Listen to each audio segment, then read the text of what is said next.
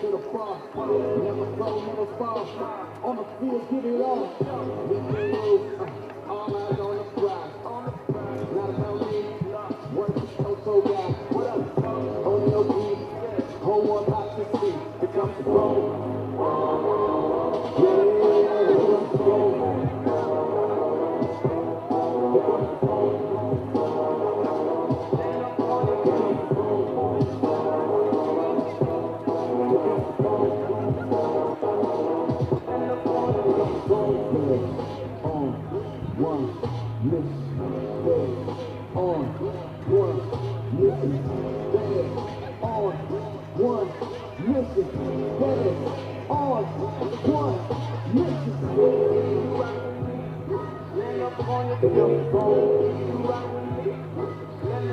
Here comes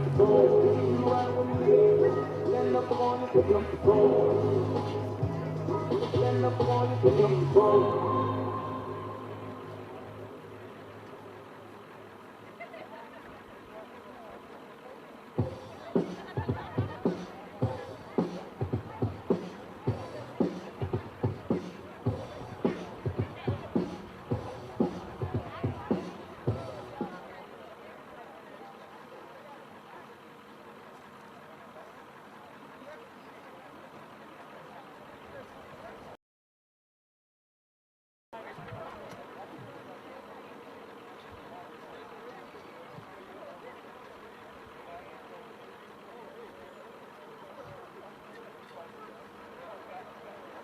Ladies and gentlemen, please turn your attention to the field for tonight's coin toss. The referees for tonight's game are referee Pat Ryan, umpire Rob Hemingway, head linesman Dustin Crawford, line judge Dave Brewer, field judge Andrew Thorpe, side judge Trevor Jones, and back judge Alex Milberg. Tonight's captains for the Panthers are Jeremiah Valentine, Devin Hansen, and Justin Motley. Representing the Knights are McKendrick Johnson, Leka Apodeka, Justin Mitchell, Stockton Ferguson, and Matt Johansson.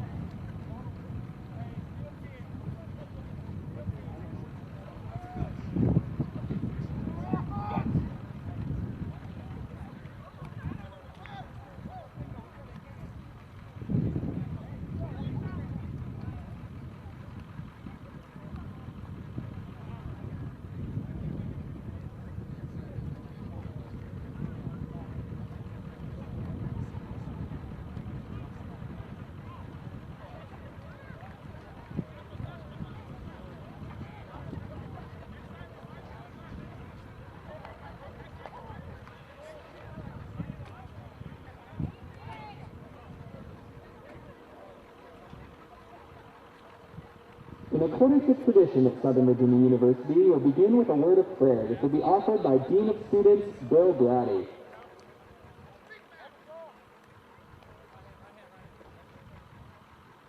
Our dear Heavenly Father, we're grateful to be gathered here this evening in these beautiful conditions, in this beautiful setting. We give you thanks for the opportunity to be able to play safely at these courts tonight.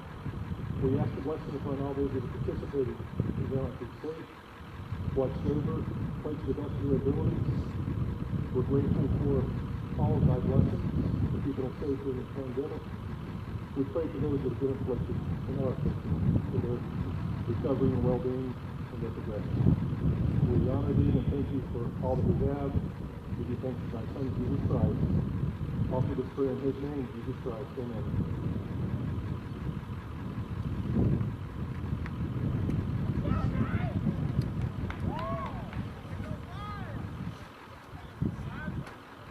Thank you. Now, if you will all please rise, remove your caps, and face the flag for the playing of our nation's national anthem.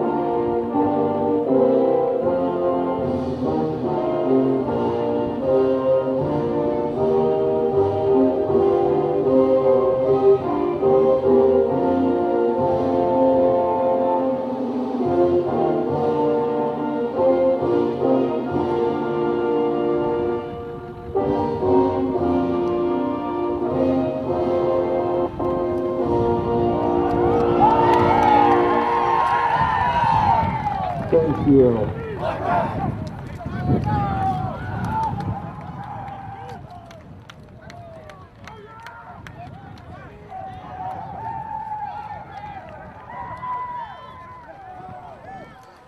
Good evening, ladies and gentlemen, and welcome to the fields at Southern Virginia University for tonight's presentation of NCAA Division III football between the Panthers of Ferrum College and your Southern Virginia University Knights. I am Dawson Weidrich alongside my good friend Adam Peterson. And Adam, it's just so fantastic watching some good old Southern Virginia football once again. Yeah, we are excited to be here at Knights Stadium on what's set out to be a beautiful night here. And I'm excited to be here with you, Dawson. It's just a great time in general. I mean, we're get to see this team on the new turf for the first time this year as they got it installed over the offseason. I mean, the team's wearing new threads. I mean, the team has a lot of new faces on it. And it's been kind of a shortened season due to a lot of things happening, of course. But the team has, made do. They've put in a lot of effort. Both these teams have, as both of them have played 2 games thus far. Both teams coming to this game 0-2 on the season, both struggling to get a win in that win column. But both teams actually experiencing a first for each of them for the season. The Knights' first game at home and Ferrum's first game away. So it should be very exciting to see how they adjust to these different atmospheres. Yeah, and if you're a Knights fan, got to be excited to see them here at Knights Stadium. Last season, the 2019-2020 season, 4-2 at home. All 4 of their wins on the season coming here at Knights Stadium. So we're excited to see them back here, hopefully being able to get a win, as you were saying. Absolutely. Again, that home field advantage is so important in any sport that you go into. And as Ferrum College is going to be lining up to kick the ball off, they won the coin toss before the game, but deferred to the second half. And so Southern Virginia will receive this kickoff. And back to return for the Knights of Southern Virginia is number 5, McKendrick Johnson, as well as number 18, Caden Hyder. And with this kickoff, we are underway. A little bit of a short kickoff. Johnson muffs it. He has no idea where it went. Looks like it's recovered by Ferrum College, and indeed they will signal it that way. Looked like Johnson completely lost it in the air, and he wasn't sure if it bounced behind him or in front of him. But of course, for Southern Virginia, that's not the way you want to start today's game. Obviously, you don't want to start with a turnover ever. Yeah, and it looks like there's a flag on the field as well. I think that's going to be on the Knights. Number 21, Nate Mattis, really was just holding this block and pushed this guy to the ground. Unfortunately, it was after the ball was already fumbled and Ferrum had recovered and the ref was right there. They're getting together to discuss this one, but if that one does stand, it is going to be on the Knights, and they're going to be in great field position, the Panthers are. They indeed are, and I mean, you couldn't ask for a better situation if you're the Panthers of Ferrum College. And with the Knights defense taking the field, I know, Adam, you and I were talking before the game about some things that the Knights need to do defensively in order to stand strong in this game. Of course, having the disadvantage of the field, location where they're at right now, what are some keys to the game for Southern Virginia defensively in order to pull a win out today against the Panthers? Yeah, really the biggest key for the Knights defense is keeping Titus Jones, junior quarterback for the Panthers, in check. Panthers are not afraid to air it out, and they're going to keep doing it just as they've done in the first two games. He's had 82 pass attempts, completing 47.6% of his passes. So doing pretty good, 452 yards through the air. So definitely keeping him in check, not only through the air, but also with his feet. He's a threat. He indeed is. And you mentioned how they're not afraid to air it out. In fact, Titus Jones by himself has more pass attempts than the entire team has rushing attempts. He has 82 pass attempts, and the entire team has 77 rush attempts. It is absolutely insane how much they air it out. But I mean, if it works for you, you keep working with it. If it ain't broke, don't fix it. That's a great point. Hope to get the ball finally set. We saw the kickoff, but everyone in the stands here are so anxious, just as we are up here in the booth, to get some plays started. Indeed, and they moved the ball all the way, it looks like, to the 12-yard line. So again, very unfortunate field situation for Southern Virginia as Titus Jones lines him in the shotgun. Lined up to his right is number 1, Deshaun Burston, freshman running back from Norfolk, Virginia. It's going to be a pitch to the right side.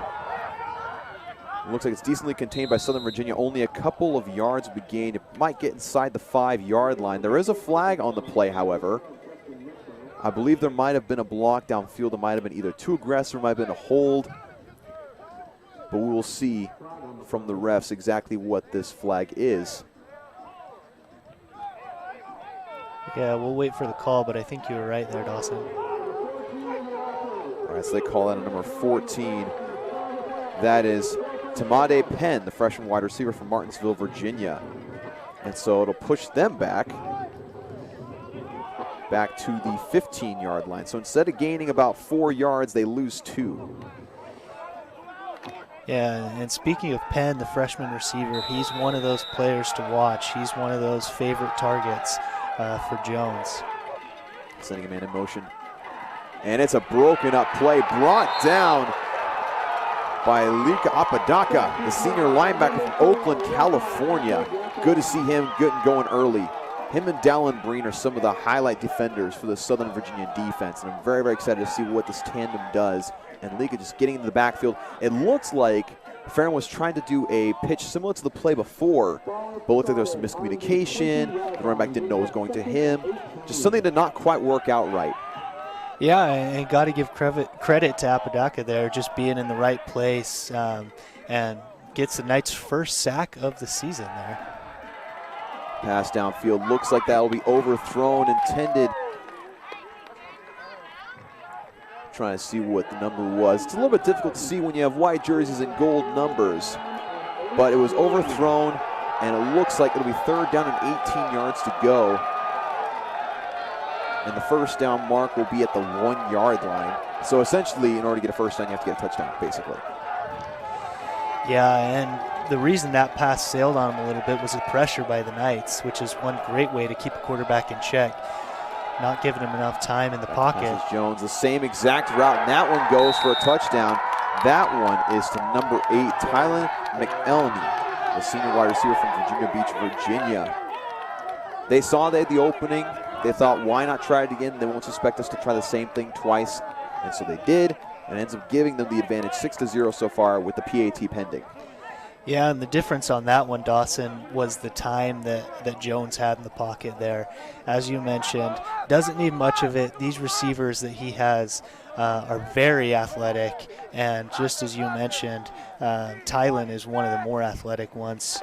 Had done a great job on the season in kick returns, averaging 32 yards per return, and has one punt return for 37 yards. So definitely an athlete, and gets the Panthers their first touchdown of the day. Indeed, indeed. And so that kick was good.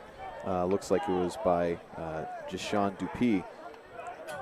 And so it looks like we will have the Knights on offense. And again, they're going to have to recover from that catastrophic situation with the kickoff last time. So they're going to have to make sure that first and foremost, you get the kickoff, because you don't care about the yards of return this time. You want to make sure you secure it, give your offense at least a chance to get onto the field. And in fact, I got to correct myself. That was Jack Sheehan, the senior place kicker from State College, Pennsylvania, who made that PAT. And so it looks like back to return for the Knights. They made a little bit of a change-up as they have number 18, Caden Hyder, still back there. But they also put number 83, Jack Hubbard, the sophomore tight end from Gray, Tennessee. Obviously want to make sure that McKendrick Johnson is okay, that doesn't psych himself out, because that can sometimes happen where if you make a little bit of a mistake, you kind of let it affect you. You don't want that to happen. Yeah, and Dawson, although this isn't the first game of the season for either of these teams, it is the first time, as you mentioned, from Knights playing at home, which is some different jitters that they haven't felt this year. And as we brought down at about the 33-yard line, a stockpile, and they hadn't stopped it. That play took a long time for the refs to blow the whistle. And they finally will spot him. Looks like it will indeed be at the 33-yard line, excuse me.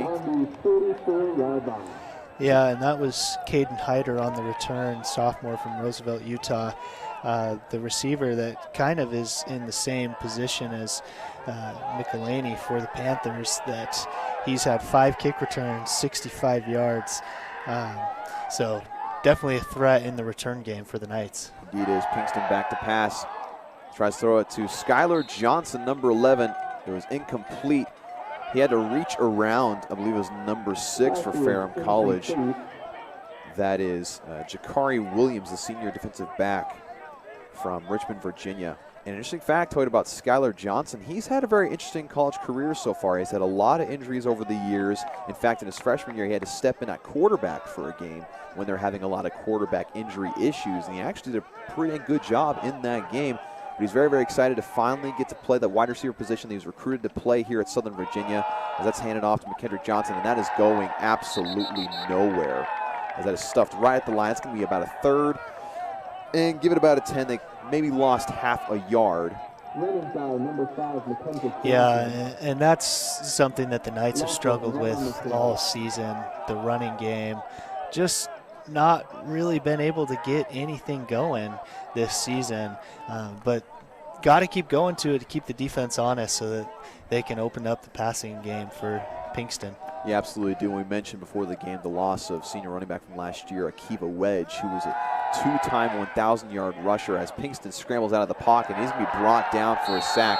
That's going to be about a loss of about 8 yards in the play. That'll be 4th and a mile, as they will inevitably have to punt it away to the Panthers. But indeed, trying to replace a running back like Akiva Wedge is a very, very tall task to do, because Akiva Wedge here at Southern Virginia was a once-in-a-lifetime talent. Very powerful runner, very, very quick, able to read the gaps very, very well, able to work off the offensive line and just run through people. And so you have to go through different running backs. There are running backs that are very capable of that at Southern Virginia. There definitely are. So you got to, work into that role. You got to get more familiar with it. And, of course, it also comes with chemistry with the offensive line. Yeah, and one of the things that Akiva was really good at was yards after contact, which some of these new running backs, which as you mentioned, definitely have the talent, just getting used to keeping their feet moving after that contact to get those yards after being hit. Looks like we have a Knight down on the field. We made a little bit of contact with the returner. And it was a short punt. It'll be right at about midfield for Ferrum College. Really good field position yet again. We have yet to identify who the player is that is on the field at the moment. But again, just looked like a slight collision, which is a little bit of a stinger. Right, I'll leave it on the field for a little bit. Hopefully it's not too serious. But again, so far we have the score 7-0 in favor of the Panthers of Ferrum College. And we were talking before the game, Adam, about the history between the Knights and the Panthers and how they've played 6 times over the past 2 decades. And the first time in, 8 years was last year. And Ferrum College has been able to come away with a victory in every single one of those outings. Yeah, Knights have been unable to beat the Panthers, 0-6. Interesting, though, most of the games were actually pretty close. Indeed. Including last year's game where the Knights did their best to make a comeback and almost did it. Got the ball. Unfortunately, Pinkston threw an interception on their last drive of the game with 14 seconds left or something like that, where they were trying to drive down the field, but came back from 31-7, had a 21-0 run to get it back within 3. And they might have to do the same here, come back, as the Panthers are in great field position yet again, as you mentioned. And the Knight that is walking off the field is number 58, Parker Buller, the freshman linebacker from Frisco, Texas. And indeed, Adam, I remember that game. In fact, I was commentating it last year, and I remember the excitement in the stadium as the comeback was happening and as the Knights were showing what they could do. Because the Knights last year had a really productive year compared to years past. They had a really great run at the start of the season. They played some really talented teams and came away with some either close games or victories as the Panthers handed off up the middle. And that's going to be stopped after about a 3-yard gain.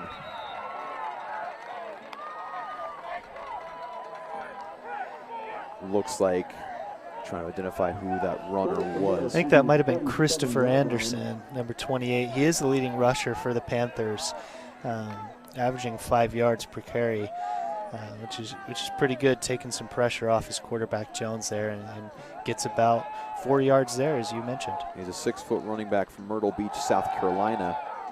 Handoff yet again, another good solid run. And again, for a team that airs it out quite often, they're also not afraid to run the ball, because like you said, Adam, when you have an offense, you got to keep it balanced. You can't be one-dimensional, because if you are, you can be easier to prepare for. It makes you easier to stop. So Ferrum College showing that they are not one-dimensional, as they have a third in a very short yardage situation, almost third in inches. Looks like we're going to have a stoppage in play here, as the refs are going to talk it over. Not sure if they want to take a measurement or not. Or I guess they're disputing the spot of the ball. Yeah, I was kind of surprised as now they'll give him the first down that they didn't give him the first down right away. It looked like he did meet the line to gain, and refs got to give them the credit, getting together, making the right call there, and it'll be a first down for the Panthers. It'll be a first down on the Knights' 41-yard line. And the refs stopping play yet again. Not really sure what the deal is this time. Had a few words, I believe, with number 48. 46, Zach Saulweecher. As one up the middle by Titus Jones is good for easily a first down into the Knights' 26-yard line, give or take a couple of inches. Looks like more like the 27-yard line. Yeah, that was Colin Shaw on the run there, who did a great job. The Knights defense got him at the line of scrimmage. He did a great job bouncing off a couple tacklers. And again, Panthers with another first down, this time through the air. A great pass play. Looks like that was number 8. That is Tylen McElhenney, the senior from Virginia Beach, Virginia. Again, those crossing patterns right into the middle of the field, able to exploit that opening there with their speed and their position in passing. And so they're in red zone territory yet again. Yeah, McElhenney has caused a lot of problems early on in this game for the Knights. Brought down by number 54. That is Trinity Stores, the sophomore defensive tackle from Glasgow, Virginia. Able to bring him down for, looks like it'll be about a loss of a yard, maybe 2 yards. Yeah, Jones did about all he could there in the backfield, evading a couple tacklers, and did his best to get back to the line of scrimmage. But as you mentioned, good work there by Storrs for the Knights. Jones back to pass. He's got some pressure yet again. He just throws it up. He's just going to throw it away. And again, the Knights shown some great resilience here in the red zone. They've done it the past 2 times. The Panthers have been there. Some pushback, making sure that they're not making it easy for Ferrum College.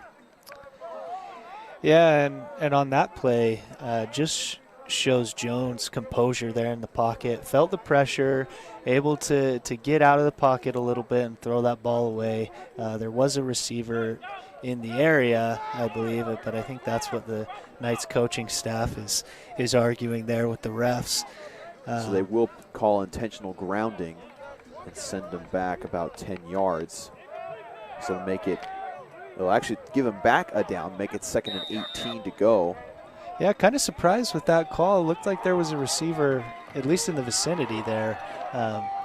But either way, great news for the Knights as they get another stop, and it will be 3rd down and long here. That'll be number 33. That is Jay-Sean Dupay, a junior running back from Rice, Virginia, with the carry. Not going very far. And so again, right here is where Ferrum had that pass play for a touchdown the last time, where they were pushed back pretty far and they saw the opening, they went for it. So Knights need to be very, very careful, give a little bit of help to their corners. Setting a man in motion. Runs back to pass, got a little bit of a rush yet again. Tosses it to his running back to the side. And that's Lika Badaka with a beautiful open field tackle, bringing him out of bounds, make it 4th and goal. When it comes to one-on-one tackling, might as well clip that right there and show that in your practice, saying, this is how you do it. You put your head to the side, you lower your shoulder, keep your eyes up, and you wrap, and you bring them to the ground. Couldn't have done it any more beautifully than that. Yeah, and showing you can still make a powerful but legal hit right there, just as you mentioned. They can show a clip of that to young kids as they're learning how to tackle, because that was about as textbook as you can get. Sheehan for the field goal, and that is good, making the score 10-0.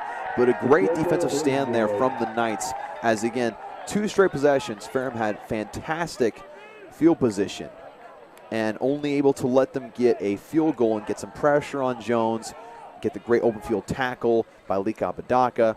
And so again, yes, you are down 10-0 so far with about 9 minutes left in the first quarter. But at the same time, though, you've shown resilience. You've shown you can make a stop. You've shown you can limit the damage. Now what you got to do is show that your offense can get productive as well. Get the running game going. Get a couple yards at a time, 3 yards a pop. If you get 3 yards a pop, then you're going to drive down the field easily. You also got to get a play action in there. Get some good passes out there to some of your wide receivers. Like, again, you have, looking through here, you have Caden Hyder, one of the leaders in the team. You got a lot of great receivers you can get to. McKendrick Johnson, show what he can do, right? And maybe get Davis Pinkston involved in the running game as well, because he's shown in the past that he can definitely run the ball. He's a strong kid, able to power through tackles. Again, like Akivoic last year, great with yards after contact. Yeah, really just got to get their feet on the ground and running. Really just had one opportunity where they've had the ball and really didn't go anywhere, losing yards on the drive as this kick is sent off, and Hyder will. Sees an open lane. He gets to about the 25-yard line before he's stopped. I believe that tackle was made by number 38, Cody Gibson. Yeah, going back to that field goal for the Panthers, that was Sheehan's first field goal on the season. Only had one other attempt, missed it. So that is a good sign for the Panthers moving forward in this game. If it does come down to a kick, that he's already hit one. He's got that confidence in there as the Knights offense takes the field.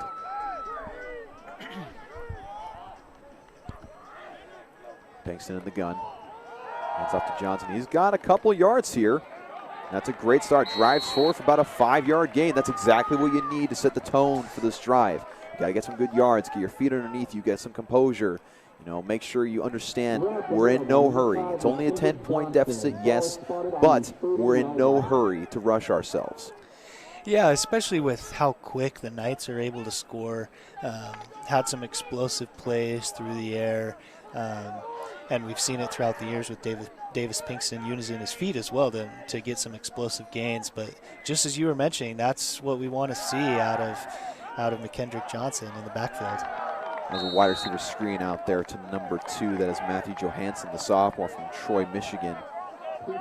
Looks able to gain about 3 yards, so to make it 3rd and about 3 yards to go. And this is a great situation if you're an offensive coordinator. You have a 3rd and 3. You're not limited by what you can do. You can get a good run play that's well designed and perfectly called for the defense that's being played, or you can have a good, quick play action pass. You're not asking too much for your offense on this 3rd down. Yeah, it is a really important call. We are still early in this game, only halfway through this first quarter, but the Knights really need a first down here, and they'll give it to Johnson. And looks like it'll go nowhere. So make it 4th and 3, and they'll have to punt it away. I mean, some progress there. They gained some yards on that drive compared to the first. But again, you got to capitalize on those short 3rd down opportunities in order to keep drives going. So 7 minutes left to go in this first quarter. The Knights will punt it away yet again, hopefully be able to get a further punt than the last time. Again, it's all a battle of field position, because field position either demoralizes you or it gives you great confidence. And over the past couple of possessions, the Panthers have had great confidence in their field position, starting at both the 30-yard line of the Knights as well as around midfield the second possession. This is a very short kick, and it's going to roll out of bounds. It's still inside Knight territory, as that was punted away by number 83, Jake Hubbard. So again, field position being a big problem for this Knights defense. With the ball spotted on the Knights 37-yard line. So the Panthers will start on the 47-yard line of the Knights. Yeah, Knights offense and special teams not doing much to help out the defense that has been very resilient, as you've mentioned, that they've been put in some tough spots, and they're in a tough spot here again with the Panthers already having the ball in their territory. There's a quick outside pass by Jones, well thrown. Threw on a dime while on the run. Yeah, good thing Colby Hyder was in position there, because just as you mentioned, that pass was on a rope and put in the perfect spot to give the Panthers receiver there a chance to get some yards after the catch. But I believe it was McElhenney again, the senior from Virginia Beach. He's the primary target so far for this Ferrum Panthers offense, and he's done a great job getting those spark plays. It's 2nd and 1 to go inside the Knights' 37-yard line. Jones back to pass, throws it deep down the field, overthrown by a couple of yards. Yeah, that was McElhaney again there. Again, trying to capitalize on that size advantage, that speed advantage. Yeah, he definitely had a step. Second time we've seen Jones overthrow an open receiver. Usually he's pretty accurate, so that's something to watch throughout the remainder of this game. 3rd and 1. Jones is going to take it himself. He's going to be able to get a first down, I believe. He's going to get it by about 3 yards inside the Knights' 33-yard line. Looked like at first he might get stopped or tripped up behind the line of scrimmage, but able to get the first down. Yeah, it looks like he might have stepped out of bounds a little bit sooner. The ball's placed at the 36 there. Still does get a first down, but it was closer than it seemed there. And Jones in the gun yet again. So we have a quick option here to the right side. We led out of bounds after about what looks like to be a 2-yard gain, so not much doing there on the ground. But again, trying to have those quick plays, trying to use that speed to their advantage is the same reason why Jones did that quick, deep shot to McElhaney before, is they're trying to make quick decisions before the defense can even react or understand what is going on. Yeah, and the Knights are doing a good job keeping up with the speed of the Panthers. That's something that we talked about a lot as we watched some film, is the Panthers have a lot of speed all over the field, and the Knights got to keep up with that, and they've been doing a pretty good job here so far.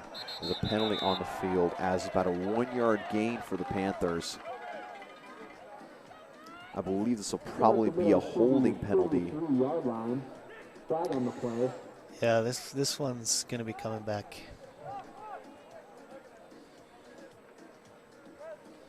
And that ball was run.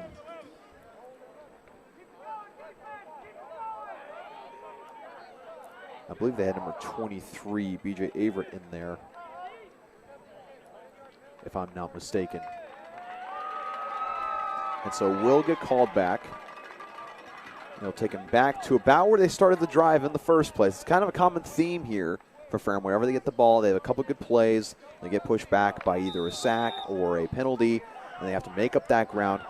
The point for the Knights defense, though, is to not get lulled into a false sense of security. Yeah, that's a great point, and they do a pretty good job there as Jones is able to get about 6 yards there. I like that play. They fake the quick option to the right side, and the defense is trying to react to that, and then Jones quickly takes it back to the left side. Some good misdirection there, but still third and a long way to go, about 3rd and 17 at the Knights' 42-yard line. Yeah, this is a big play for the Knights defense. If they can hold the Panthers here, just as they did last time, held them to a field goal, and this time they'll be out of field goal range and get the ball back to the offense. You got trips right formation here for Ferrum, and they're going to call a timeout and talk this one over, as it seemed like there's a little bit of confusion as to what the formation was supposed to be, and it would not have worked out well for them, because again, when you don't know where you're supposed to be in the field, the play's not going to go well. It's just simple as that. Somebody's going to be out of place. You're going to have one extra guy in the backfield. You're going to have one extra guy in the line of scrimmage, something along those lines, and it's just frustrating as a coach to deal with. So better you call a timeout, figure out what you're going to do, because again, you have a long way to go. Yeah, they do have a long way to go, and it's a good timeout, and they'll be drawing up their 3rd and long play. That they probably have a couple go-tos there, at least to get some yards back and put them in a position and kind of put the coaching staff in a spot where they'll have to make a decision if they want to try and punt and pin the Knights offense back, or depending on how this play goes, if they just want to go for it. And you can definitely expect the Knights to bring some sense of pressure on this play. So I wouldn't be surprised if maybe Ferrum does a wide receiver screen to the outside, or maybe a halfback screen. They do not have a halfback in there, so they could do a tight end screen here on this near side. Jones goes back to pass all by himself. Looks like it'll be a holding penalty as well. Incomplete and laid out. My goodness, that was number 16, Colby Hyder, the sophomore from Roosevelt, Utah, laying the boom on that hit. Yeah, he's been all over the field early on, doing a great job at that linebacker spot.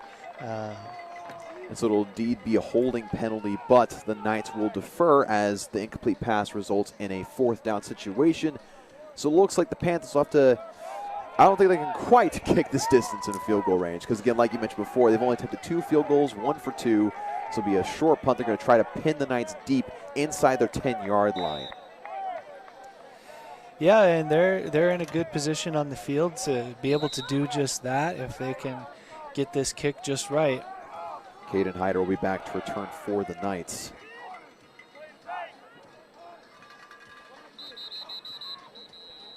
Looks like they're going to call it dead. Look, we have a false start by the Panthers, which actually kind of works out well for them, because when you're punting in this situation, you want to have a little bit more space, give your punter a little bit more freedom to put more power into the kick.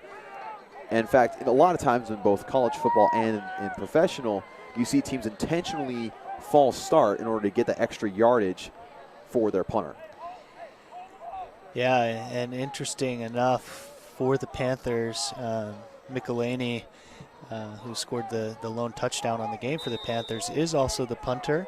And he's done a pretty good job so far this season, has a long of 44, so he could pin the Knights back.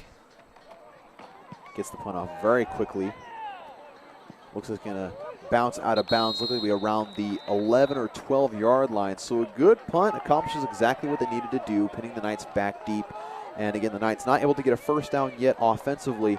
And so again, they're going to want to change that. And if they don't, again, the field position battle will still be won by the Panthers so far in this first quarter. Because, again, I believe other than the second drive, which basically started at midfield, they've started every single drive in Knights territory. So, again, if you're Coach Militalo, for the entire coaching staff for Southern Virginia, you want to change that narrative. Yeah, and it starts with the battle in the trenches. The offensive line has got to do a better job helping out both Pinkston and the running backs. And again, the Panthers are able to get in the backfield and have another tackle for loss. And that's one of the things we talked about before, Adam, with the Knights, is that offensive line and staying healthy has been a big issue so far this season. You've had a lot of situations where you've had to insert defensive linemen into the offensive line rotation or something like that. So it's very hard for the offensive line to really become a cohesive unit if that is the case with so many different bodies moving in there. So it makes it difficult to protect the quarterback and to open up running lanes in that way. Pinkston back to pass. And it's going to be batted down at the line of scrimmage. It was intended for Skylar Johnson. Going to be a quick hook route. Going to be a 3rd down and 10. I like the idea. Again, trying to do what Ferrum's been doing, try to get a quick play, get to it before the defense can react. But unfortunately for Pinkston, they're able to get their hands up. I believe it was batted down. Looks like it was by number 90, if I'm not mistaken. I think that was Dion Graham, number 51 there, the senior out of Victoria, Virginia. Did a great job. Wasn't able to get to the quarterback, but got his hands up, just as they teach you at the defensive line position. Did a great job. Pinkston back to pass. Got a little bit of time, throws deep. And that one's picked off and immediately taken down. Looks like that is number 2, Sincere Adams, the sophomore defensive back from Chesterfield, Virginia. And Dawson showing off his athleticism. What about that catch? Jumping up and also holding on to it while he's being hit, because as soon as he got the ball, he was brought down by Matthew Johansson. And I mean, he wasn't just lightly taken down, he was hit hard. Yeah, he used every inch of that 5'10" frame there, extending out for that catch. And here we go again. Panthers in the Knights' side of the field to start another possession. And I think so far, again, they're down 10-0, but this is a testament to the defense. Again, like we mentioned before, the Panthers have started every single possession in Knight territory, yet they only have 10 points. In most situations, your team will be down 21 or 17 at this point. So again, huge kudos to the defense of Southern Virginia to make sure that is not the case, to continue to give themselves a chance. It is now 2nd and 6 to go for the Panthers. Jones hands it off up the middle. And he's going to get close to a 1st down. I think he just might have gotten it. Or maybe just short. Looks like it'll be 3rd and about a yard. Yeah, that was Anderson on that one, who's done a great job keeping on pace for his season average of 5.1 yards per carry. Had about that today as well. Now it's brought down. Looks like right at the line of scrimmage. Make it 4th down. An amazing stop for the Knights. Now decision time for the Panthers. To me, I think it's obvious. I think you go for it at this point. And I think that's what they're doing. Yeah, and they're definitely keeping the offense on the field. It will be interesting to see what they do here, if they're going to keep the ball in Jones' hands, who's done a great job improvising, as they take a look at the defense. And they're trying to get him to get an encroachment penalty there. Yeah, I would not be surprised if we have a quarterback draw here right up the middle. That's exactly what they're going to do, as he gets the 1st yard needed and more. And he gets inside the 20-yard line of the Knights. Yeah, when you need a play, why not keep it in the hands of Titus Jones, your junior quarterback, who's done a great job not only throughout this game, as we have 2.5 minutes remaining in this first quarter, but throughout the season, both in the air and on the ground. And interesting that the Knights bit so hard on that motion play, that they were trying to kind of fake the end around, as that one goes ahead for a couple of yards. Looks like there's a Knights defender on the field after that one.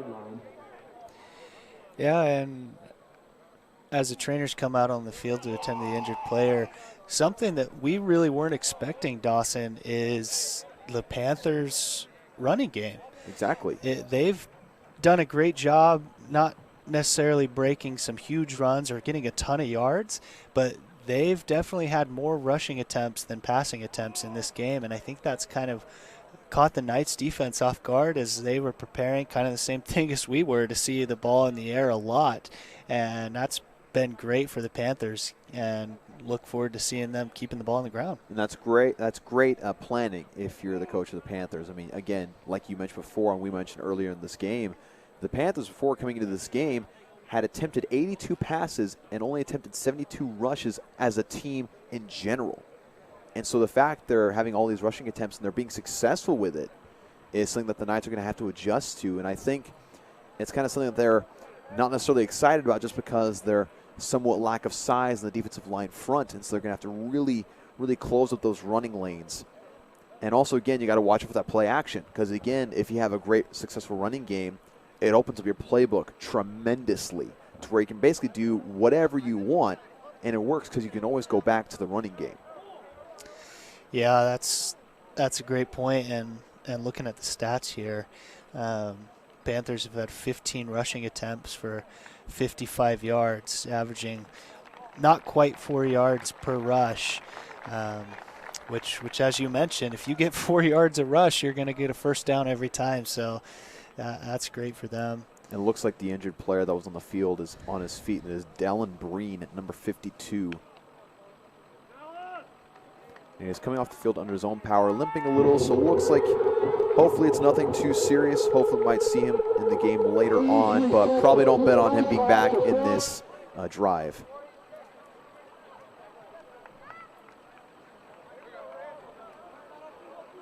And so after the injury timeout, the Knights and the Panthers will get back onto the field as the Panthers have it at the Knights' 15-yard line.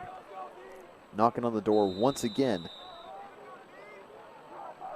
And Dallin Breen is a huge blow to this defense. He is one of the keystones of the defensive front.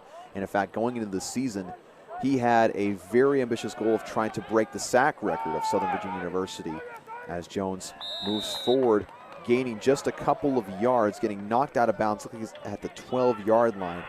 But like I was saying, Dallin Breen had a lot of great goals coming into this season. He's such a workhorse. He always gives 110% every practice and whatever he does. And to see him limp off the field is definitely not a good sign for this defense. Again, hopefully he comes back later in the game. Yeah, wish the best to him. Hopefully it's nothing too serious. That was Jason Ciosi on the last tackle for the Knights. The end around gets inside the 10-yard line. And it'll be a first down for the Panthers.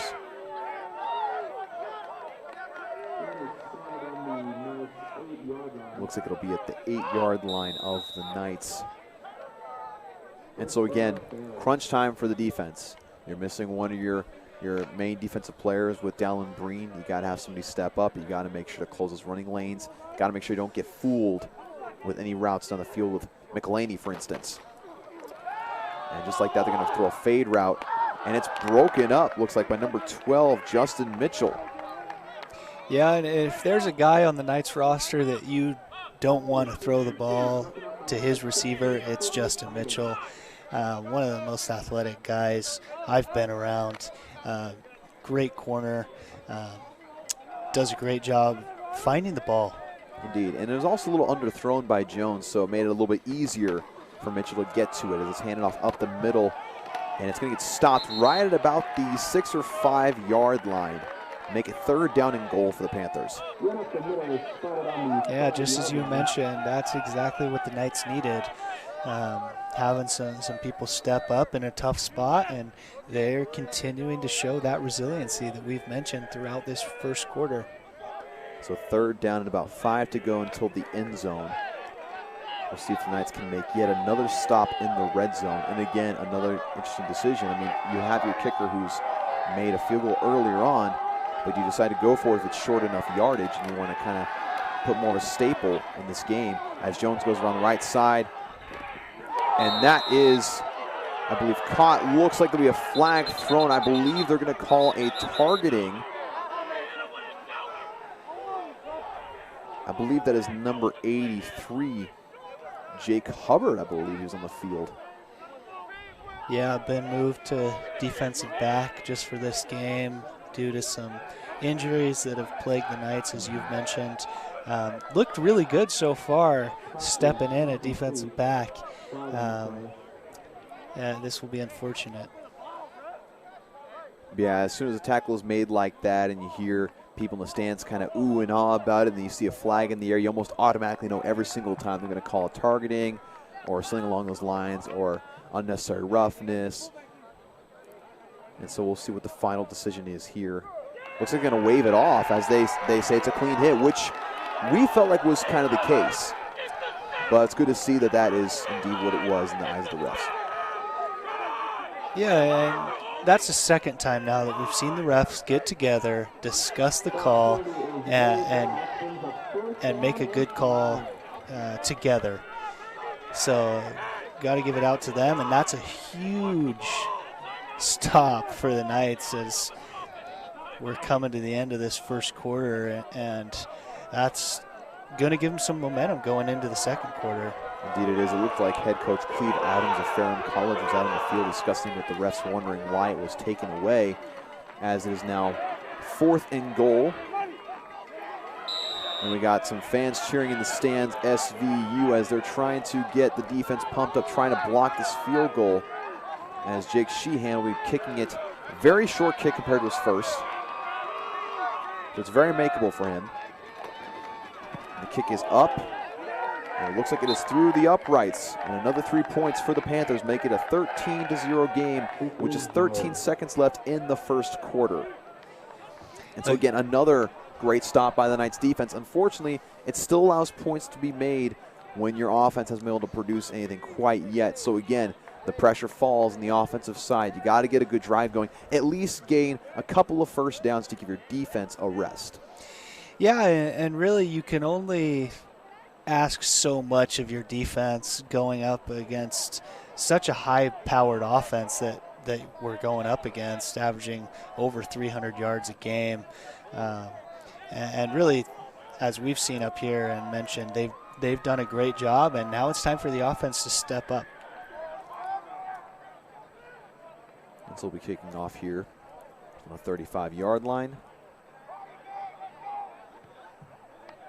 Again, just 13 seconds left to play in this first quarter, which has had a lot of action so far, a lot of offensive action for the Ferrum Panthers, but a lot of great defensive highlights so far for the Southern Virginia Knights defense, as we've had a couple of pretty entertaining hits. I mean, I'm always open to watching some hard-hitting football. It's always exciting, always fun to see, especially if it's safe. That's a good kickoff there. He's brought down at about the 21-yard line.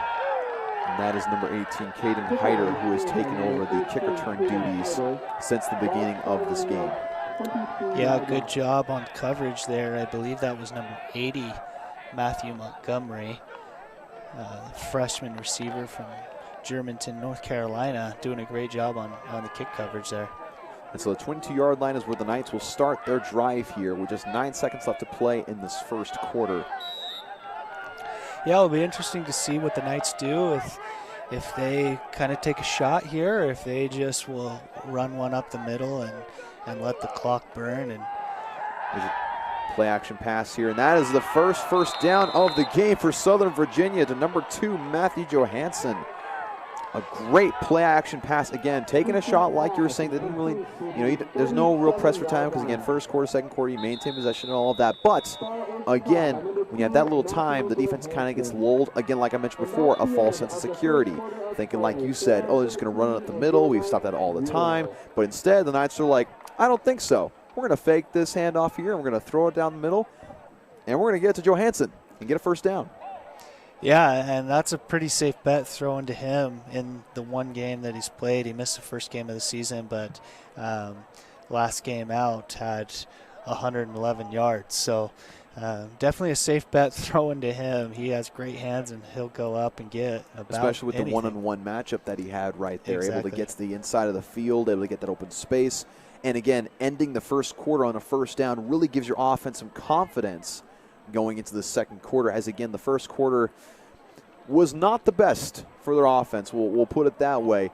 not able to get a first down to that final play. But again, now they see what they're capable of doing. They know they're capable of those big gains, those big plays. And so we'll see if they continue to dig their hands to their bag of tricks and get some more one-on-one matchups with Johansson. Looks like you're going to have a safety helping here on this near side now. They think, okay, yeah, he got a good first down. Let's help over on that side.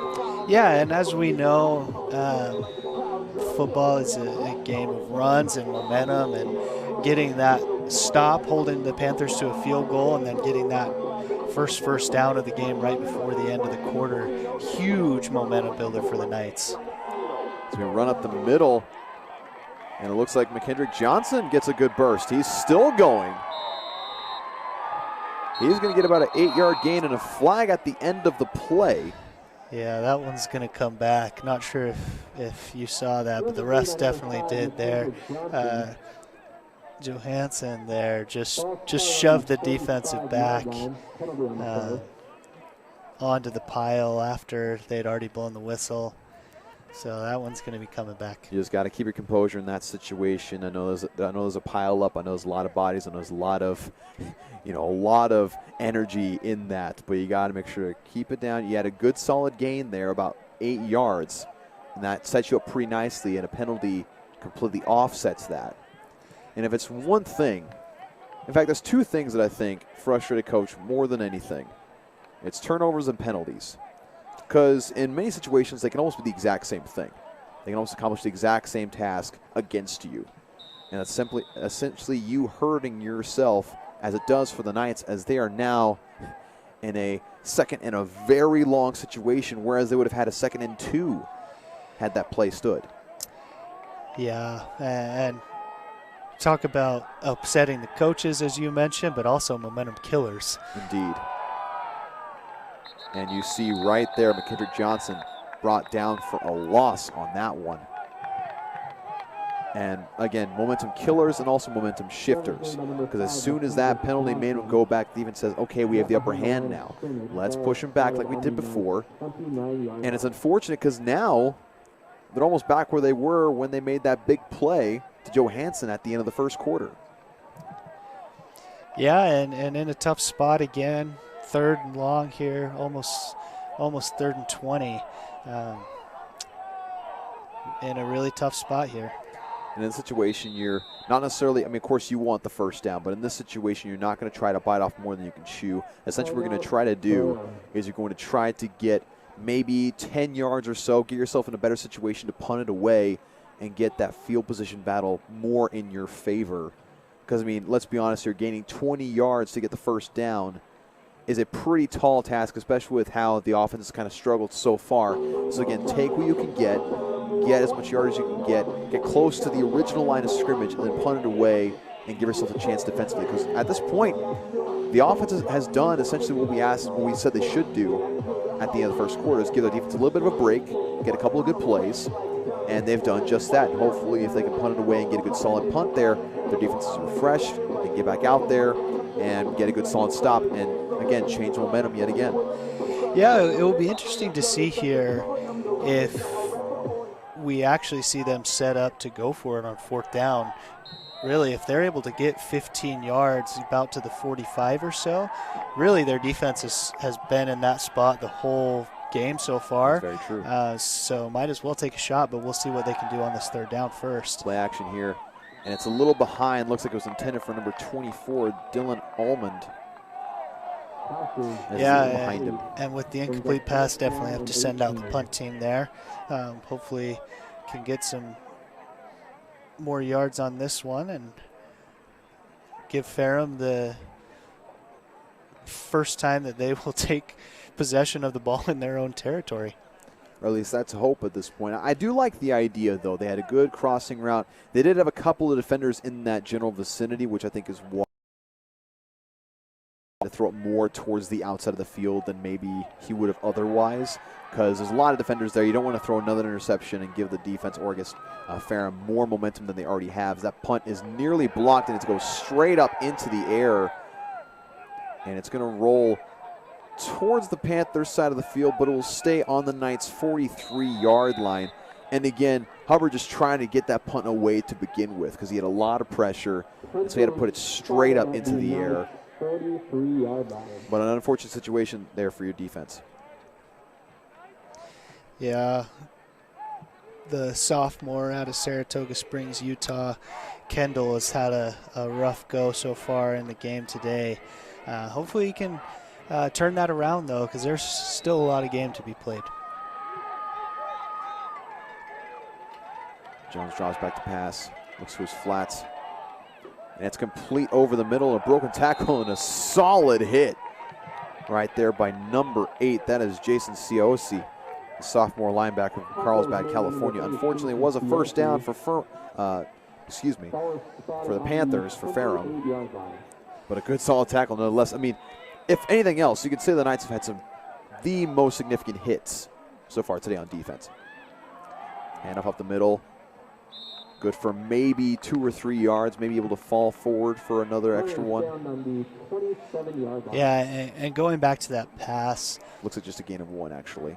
Really the first time that we've seen the Panthers have a significant amount of time in the pocket. He was able to go through all of his routes there. Dumps it off, and that's a short pass. Looks like it was incomplete. He was going to get met by Jason Ciosi pretty quickly if he were able to catch that one. Yeah, and not someone you want to get met. I mean, did you see the last play? Yeah. It's a 3rd and 9 for the Panthers. And so again, another opportunity for the Knights defense to show what it's made of.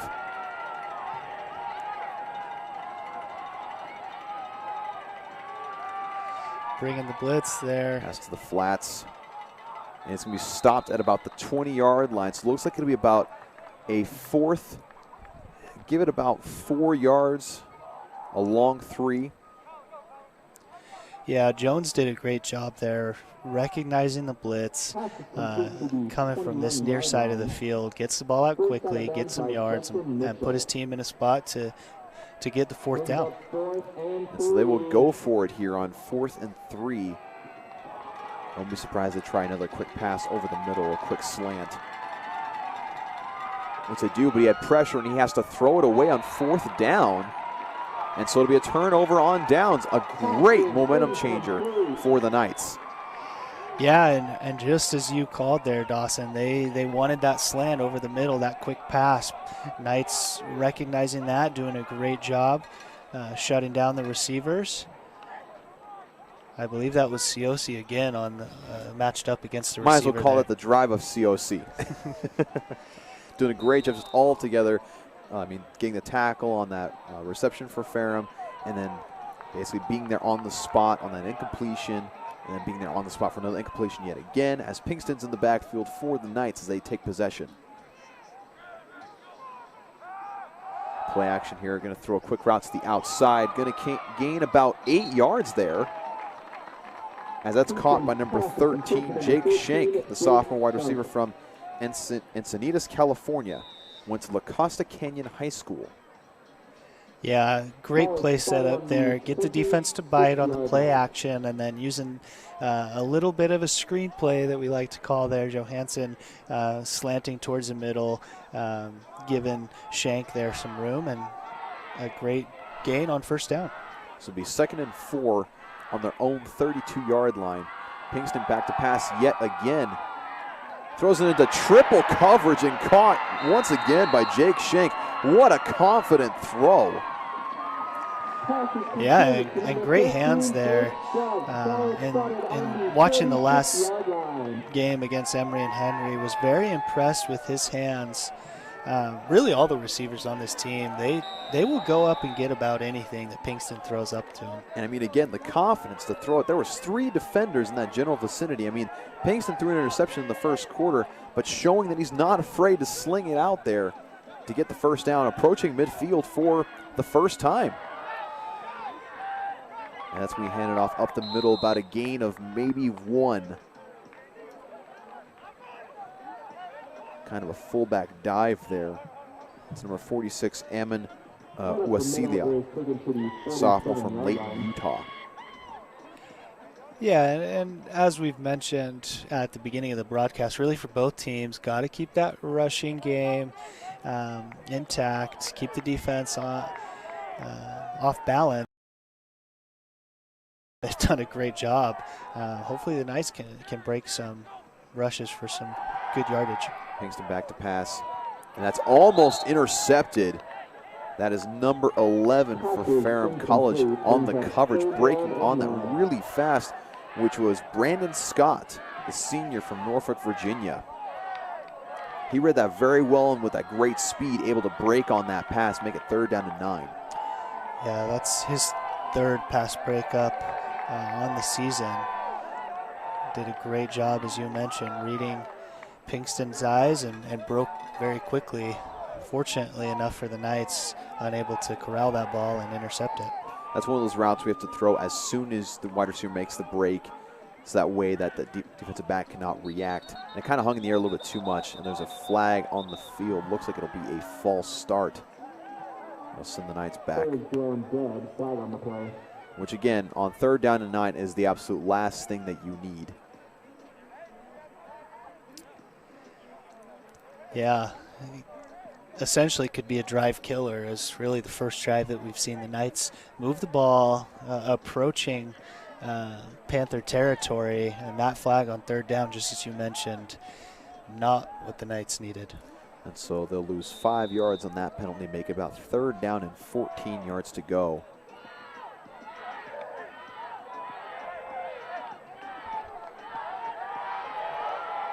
Pinkston in the gun. Had trips left, but now sending a receiver in motion.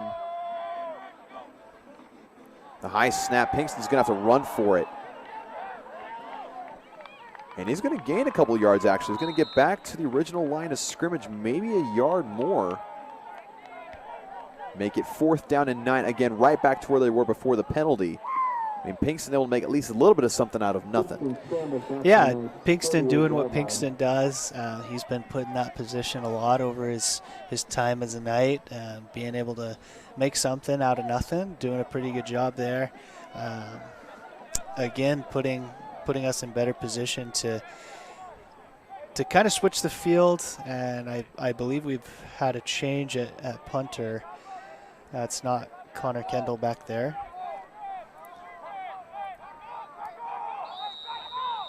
I'm going to whistle will be blown here. Looks like a flag on the play.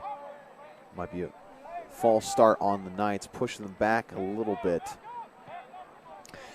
Yeah, that is freshman Jared Austin, punter out of Durham, North Carolina, back to kick this time for the Knights. They're hoping that if they switch things up, they can get some better field position battles and to force Ferrum to actually start a possession in their own territory. He's a left-footed punter, and it is going to go into Ferrum territory. It's going to bounce a little bit further. It's going to be touchdown by number 18, Caden Hyder. So the Panthers will start their possession at their own 37-yard line. Again, saying that they're starting in their own side of the field is a very refreshing thing for Southern Virginia's defense, who again is still without Dallin Breen on the field. We did see him walking around the sideline a little bit, and I believe he had some tape around his knees. That's possibly what it might have been, but we do not want to speculate much further than that. But he was walking around under his own power. Play action, Jones, pass incomplete. That was intended for number 14, Tamade Penn, the freshman from Martinsville, Virginia. A good idea, another play action pass across the middle, attacking the weakness of the Knights defense, but unfortunately for them, not able to capitalize. Yeah, kind of surprising to see that drop for the leading receiver there for the Panthers in a good spot. Did a good job on his route, and Jones did a good job waiting in the pocket, being patient until he got his receiver where he wanted him and put it in a good spot. Just unfortunately dropped there for the Panthers. 2nd down and 10. Jones is going to hand it off, and he's going to be dropped in the backfield by number 54. That is Trinity Stores yet again. Trinity Stores had a couple really good tackles in this game. A couple of tackles where they either stopped the line, run back to the line of scrimmage or tackled them for loss. Another great play there. Yeah, we've said his name quite a bit today, doing a great job as he'll hustle off the field. Love to see that there. You got 3rd down and 13 to go for the Panthers on their own 30-yard line. Jones back to pass. Got a little bit of pressure, going to run up the middle, but throw it deep down the field, and it's caught. He's got 1st down and more. He's in the 20, the 15, going to be knocked out of bounds, and the ball comes loose, and it goes out of bounds. The Knights not able to bounce on it, and it goes out of bounds at about the 2-yard line. So that's where the Panthers will set up shop, deep inside Knights territory. Again, you had the pressure on Jones. You had everything you needed, but yet I believe that was McElhaney open in the middle of the field and able to get that 1st down and much, much more. Yeah, we expected this coming into the game, but seeing Jones here in person, even more impressed with him. Done a really great job. Steps up in the pocket there, finds his receiver. And Jones is knocked down at the line of scrimmage. Looks like that is Lika Padaka in on the stop. Yeah, and going back to that fumble, really unfortunate if you're a Knights fan that ball goes out of bounds instead of going into the end zone, where it could either be recovered by the Knights or go out of bounds in the end zone and turn over back to the Knights. And so it'll be 2nd down and goal at the 5-yard line. Jones back to pass, throws a fade route to the left side, and broken up by number 12, Justin Mitchell, yet again. Like we mentioned before, you just don't throw his way. You just don't do that. It just doesn't work out for you. Yeah, and that throw was pretty much perfect. About the only spot he could have put it to give his receiver a chance. And he even got a hand on it, too. Yeah, so great throw, but just great defense there by Mitchell. Looks like that was intended for number 14, Tamade Penn. He's one of the couple of wide receivers that have been targeted quite frequently in tonight's game. Jones rolls out to his right. He's got the pressure. Trying to throw as he's being brought down. That's complete to number 1 as he gets into the end zone. That is, I believe that is Colin Shaw. Somehow able to make a play out of nothing. Again, the Knights got great pressure on Titus Jones. But Colin Shaw able to get it into the end zone, making 19-0 with the PAT pending. Yeah, got to give the credit both to Shaw, but especially to Jones there, hanging in the pocket, knowing that a big hit is coming your way with Apodaca coming right down Main Street on him. Hangs in the pocket, makes a good pass, and then Shaw does the rest. And the PAT is up. And it is good. Make it 20-0 with 7 minutes and 32 seconds left in the first half. And like you're saying, Titus Jones doing a great job of staying in the pocket and taking that hit. And whereas most quarterbacks would have just taken the sack at that point. Most quarterbacks aren't quite as mobile as Titus Jones. Not able to make that athletic play to put the ball back, sling it to your running back so you can make a play out of nothing. But he's able to do so. I mean, most quarterbacks, they're not advised to try to throw it while they're being tackled. But with Titus Jones, I'm sure head coach for Ferrum College is just saying, like, you know what, go for it, right? Cleve Adams is saying, I trust you. If you see somebody open and you're being brought down, get it to him. It'll probably be a touchdown, which it was just then. Yeah, that's a great point, that word that you used right there, trust. They obviously have a lot of trust in their quarterback, and that's something you need to have a successful and potent offense that the Panthers do have. And so the Panthers will kick it off yet again. And the same duo that has been returning kicks for Southern Virginia will do so yet again. That is number 18, Caden Hyder, and number 83, Jake Hubbard. And so again, 7 minutes and 32 seconds left to play in this first half. The Knights offense had a little bit of momentum in their last drive. Got a couple of good plays, got a couple of good pass plays from Davis Pinkston. And so you got to work off of that, see how you can improve, get a couple more first downs, put together a drive, get some points on the board. Yeah, a good return here would be huge for the Knights, and they he get does. just that. Gets out to the 41-yard line. He saw the lane. He went for it. Nice return for the Knights. That should start off your drive very nicely.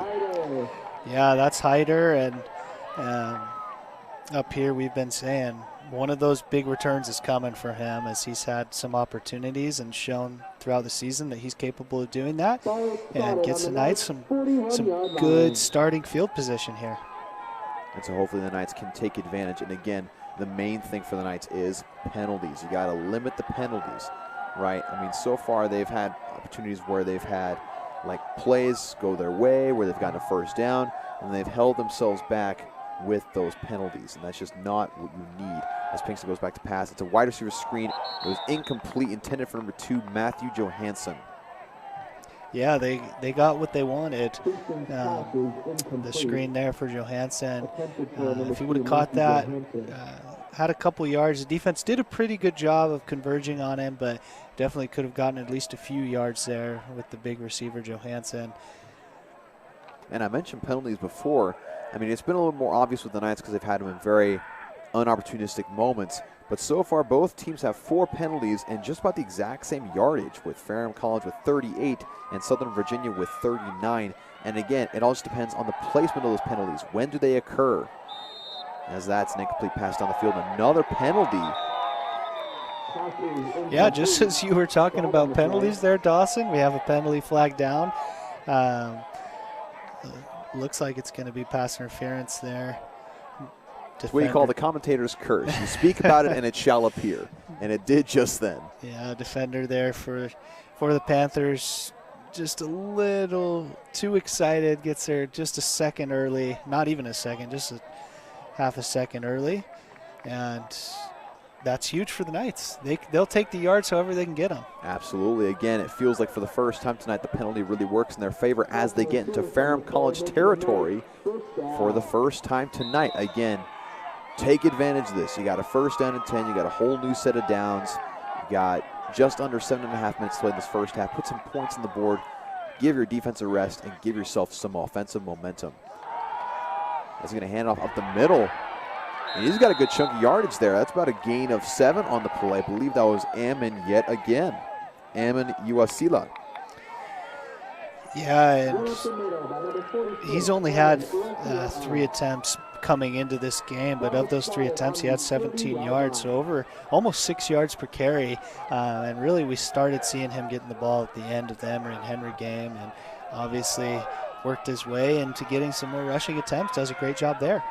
And so second down and about 3 to go for the Knights. Almost get a defender to jump, and that one's a low ball, was intended for Johansson. Again, I like the idea, quick inside route, get you right at the line to gain, but again, too short of a throw. Maybe just like released it just a little too late.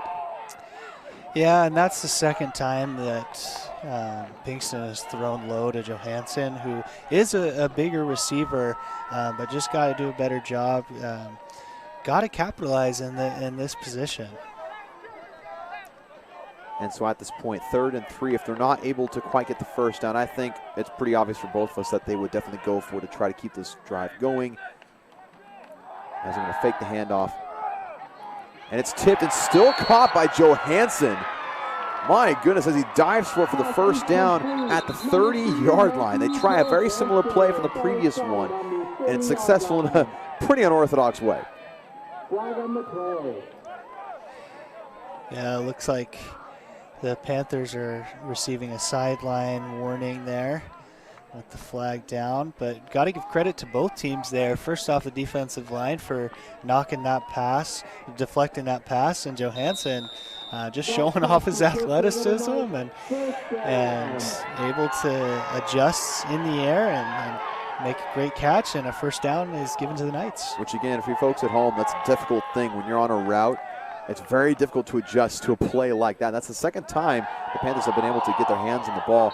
Davis Pinkston not able to handle the snap. Looked like a little to the right side, but I think Pinkston was able to jump back on it. They will lose some yards, unfortunately.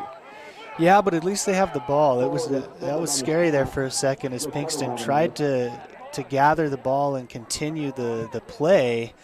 But as he did it, he fumbled it again, and there was a Panther defender there, but fortunately the Pinkston was able to jump on it for the Knights. And Pinkston did a great job of shielding the ball with his body at that point too. He dove in front of the defender, put his body at risk, and that's what you want to see. I mean, of course you don't want your quarterback to get hurt, but at the same time, you want your players to dive on the ball. You want them to get it no matter what. You don't want those turnovers. I mean, again, you have the best drive of the game so far for your offense. You do not want it, obviously, to end in a turnover. You don't want any possession to end in a turnover, but especially that one where you're building momentum, and it would be crushing if they gave that away. And so, again, it'll be about a 2nd down and 15. It's a wasted play, but again, like you said, Adam, there's a silver lining of not giving the ball away to Ferrum. Yeah, no surprise here that we have a timeout for the Knights. Get everyone settled down, back on track, get a couple plays ready. This 2nd down and 15, as you mentioned, really important to just make sure position to capitalize on 3rd down. So this play is really key. Just getting some yards. Looks like you have Matthew Johansson here on the near side. Line up next to him, 13, Jake Schenk, who lost a couple of targets today. They're going to hand off in the wide receiver sweep. And they're going to get maybe a yard or 2 back. Probably about a 3rd down and 13. Yeah, Panthers did a wonderful job there. Everyone rotating and stopping them for a gain of just 2 there and putting the Knights in a really tough spot here in 3rd and 13. And that was Hyder on the carry for the Knights. As he got now 5 minutes left to play in this first half. There's no real hurry here. There's still plenty of time. And so what you can do, again, is just like get maybe 8 yards, try to get yourself in a manageable 4th down conversion situation. Again, an off snap, but Pinkston able to gather it. And that pass is a little bit short, but caught by number 18, Caden Hyder. And I'll bring him back close to the original line of scrimmage, but it looks like they actually might call it an incomplete pass here. Intended for number 18, Caden Hyder. Yeah, the ref there on the Ferrum sideline was closest to the ball, calls it incomplete, and we have 4th down and 13 here for the Knights. It's interesting to see what they have here. Of course, Ferrum's going to bring a lot of pressure, or as much as they possibly can, on Davis Pinkston. They'll try to get a quick snap, trying to get Ferrum to jump, which they almost did. And Pinkston's going to do a little pooch punt. And it's fumbled. Fumbled and possibly recovered by the Knights. And it looks like it is. It's recovered at the about 14-yard line. Talk about a way to convert on 4th down. And we've seen that from different universities all across the nation. You've seen on your television where you're in a weird 4th down situation. You have your quarterback do a little pooch punt. And it works out for them as, I mean, they had a guy back there to field the punt. But it's still surprising. You're not able to mentally prep yourself. You fumble it, and it goes back to the Knights. And a timeout here. And again, if you had a play that gave you momentum, that would be it so far for this first half of the Knights.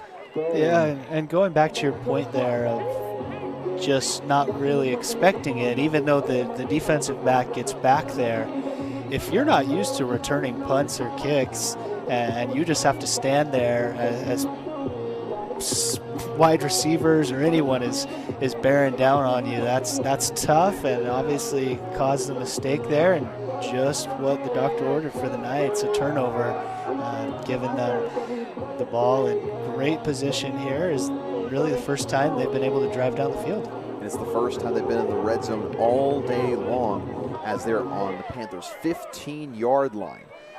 Yeah, very, very unconventional drive with some penalties and then the muff punt there. But I'm sure it's exactly how they drew it up, isn't it? Yeah. Well, as we mentioned, the Knights will take yards as they come. Football is a game of scheming and chance. The ball sometimes bounces your way, sometimes it does not. And when it bounces your way, you take advantage of that. That's exactly what the Knights are looking forward to doing here, and get some points on the board before halftime, as we have 4 minutes and 37 seconds remaining in the second quarter. Pinkston with the play action. He's got a man in the end zone, and it's caught by number 2, Matthew Johansson, for the touchdown. Looks like still battling it over it out of bounds. The refs trying to discuss it. It looks like Johansson caught it, and they're going to call a touchdown for the Knights. Defensive defensive back for Ferrum was trying to plead the case that he had intercepted it, but to us it was clearly Johansson who came down with it in the back of the end zone. Yeah, I got to give the defensive back credit, though, doing whatever he can to make it look like it was a drop or even an interception there. But refs, again, coming together, making the right call, and Knights have some points on the board. And a very confident play call there. Again, you're in the red zone. You don't want to dilly-dally. You want to strike. You want to get into the end zone, gear off in some confidence, and give Davis Pinkston some more confidence, as that was a great throw to the back corner of the end zone. Yeah, that's Johansson's first touchdown on the year. The PAT is up and good. Make it 20-7 here with 4.5 minutes left to play in this first half. And again, we mentioned this a couple times before, but not only does it give your offense some points on the board and brings this game closer, but your defense just had the longest break it's had in a while. Your defense is ready to go. Your defense is energized. Your defense has energy on their side with, of course, the touchdown happening there, and knowing that their defense had helped make sure they weren't in such a deficit in the first place. I mean, they are ready to go, and I'm very excited to see how they handle Ferrum's offense when they come onto the field. But I'm also interested to see, of course, Ferrum's response, because they've been very good at taking advantage of opportunities. Again, we talk about the field position battle, but again, how will they respond to the sudden surge of offensive firepower from the Knights? Yeah, something that you mentioned there is really important, that defense was able to get a break, and sometimes when either side of the ball, offense or defense, is on the sideline for an extended period of time, you see them come out and kind of be flat-footed. But we've seen them on the sideline. They're energized, and that's a great word that you use. They're going to come out with some energy, and we'll see who comes out on top. And you said it's going to be a battle here. In fact, I think I see the Energizer Bunny on the Knights sideline here. They're so energized, that thing's appearing out of nowhere. And now the Knights will be kicking off to the Panthers. And again, the response from the Panthers will be very interesting to see, as they've been able to move the ball pretty consistently so far tonight. And that's muffed yet again, but it'll be downed at their own 24-yard line. Not quite sure exactly the thought process there, as it looks like that was number 49 for Ferrum. Looks like it was Leonard Guerin. He went close where the ball was going to drop, and he kind of got on top of it, but it bounced off his chest. It almost looked like he, again, obviously being in that position, you don't expect to be the one to catch the return. You don't expect to be the one who catches the kick. But it almost looked a little too surprising for someone who's in the kick return team, as that's an end around. Make it a gain of about 7 yards. Make it 2nd down and 3. Yeah, really good first play of the drive if you're a Panthers fan. Getting 6-7 yards there and kind of settle everyone down, especially on the Knights sideline, take some air out of the ball. Jones with the pass to the outside, keeping his footing. I believe that is number 14, Tamade Penn, able to get the first down out to the 41-yard line. Again, like you said, great play calls, great response, able to settle things down. And the Knights are kind of being brought back down to earth a little bit, as they have to figure out how to stop this drive. Again, 2 great plays in a row. The quick option to the left side. It's going to get stopped after about a gain of, looks like it might be 1 or 2 yards, maybe 1. Yeah, and it's a lot quieter out there now after those first 3 plays that the Panthers are able to get positive yardage. Obviously not at full capacity here at Knights Stadium, but the crowd has been loud. And the sideline has also been loud, and those first 2 plays, just as you were mentioning, Panthers have done a good job. Jones back to pass, and he fires, and it's out, in and out of the hands of number 8, Tyler McElhenney. And we hear that crowd again now as we have a 3rd down and 9 here. And I'm glad you mentioned that. Like you said, the crowd here, again, not to the capacity where maybe the Knights would like it on a normal occasion, like, for example, last year. But you have a crowd that's making noise. It's very energetic. It's very excited to be here and watching this team. And it's got to be a good boost for this Knights team right now. The back shoulder throw. It's going to be incomplete. make it 4th down and 9. Yeah, just what the Knights needed there. Again, a good throw by Jones, though. Put the ball where it needed to be for his receiver to make a play. Unfortunately, if you're a Panthers fan, ball hits the ground, and they'll send out the kick team here to punt this ball to the Knights. And like you said, Jones did exactly what every single quarterback coach tells you as a quarterback, tells you to put the ball where only your receiver can get to it. And he did that, but it would have been a very impressive catch if he was able to come up with it. And they muffed the snap, almost able to block it.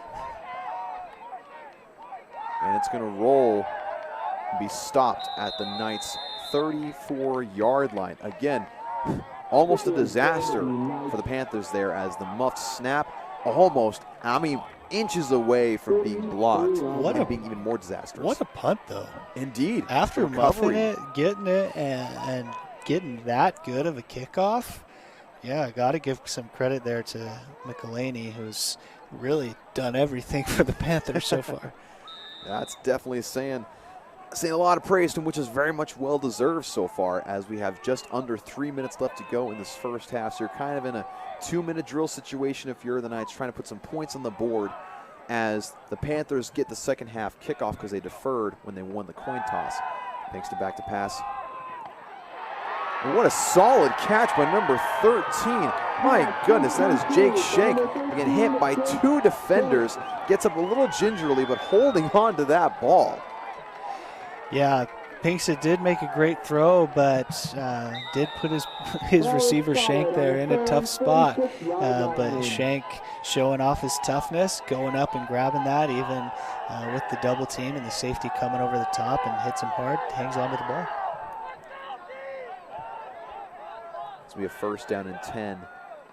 Pinkston back to pass yet again. He's got a little bit of pressure and is going to get smacked, put back into the Knights side of the field. Yeah, looks like he kind of made up his mind that he wanted to run that one a little too soon. Instead of stepping up in the pocket, reading the defense, it was man-to-man coverage basically all over the field as the Panthers brought some pressure. Did have safety up top there, but Pinkston made up his mind maybe a little bit too soon. He saw a little bit of a running lane, but as soon as he decided to commit to it, the lanes closed very, very quickly. Almost to the point where one defender just appeared right in front of him and stopped him right in his tracks. And that's a loss of about 6 yards, making it 2nd and 16. Going to have a stoppage in play here. Timeout by Southern Virginia University. And looking at Davis Pinkston's stats so far, he is 6 of 15 for 67 yards. He has 1 touchdown, the 1 interception that came in the first quarter. And, he's had some very confident throws so far. It's been very, very, very impressive to see him step up, even after that interception. Of course, you have Titus Jones on the other side. He's 9 of 21 for 145 yards and 2 touchdowns. So Titus Jones having so far the better statistical day. But again, both quarterbacks make the plays they need for their offenses right now. Yeah, and really biggest difference is got to be the rushing game. Jones has obviously had some more yards and done a good job in the passing game, but really the first time that the Knights were able to get any decent amount of yards in the rushing game was that last drive, and they came away with a touchdown. Indeed, again, it's like you mentioned before, and what we've been talking about all day is that balance on offense. Balanced offenses win games, and defense wins championships.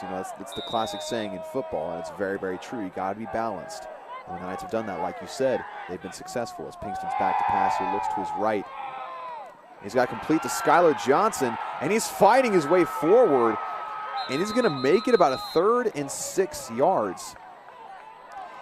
Yeah, couldn't have asked for anything more there for the Knights. Exactly what they wanted. Get about 10 yards or so on that 2nd and long and make it a more 3rd and manageable here. And going back to that balanced attack, you put the offense in a tough spot when we have 2nd down and 15 where it's an obvious passing down as we have here with 3rd and 6 to go. Another almost bad snap. And it's caught. It's been fought forward by number 2, Matthew Johansson. Looks like he might just have enough for the 1st down. There's a flag on the play. Looks like it came at the end of the play. Flag on the play. Yeah, late flag. Ferrum believes it's on Southern Virginia.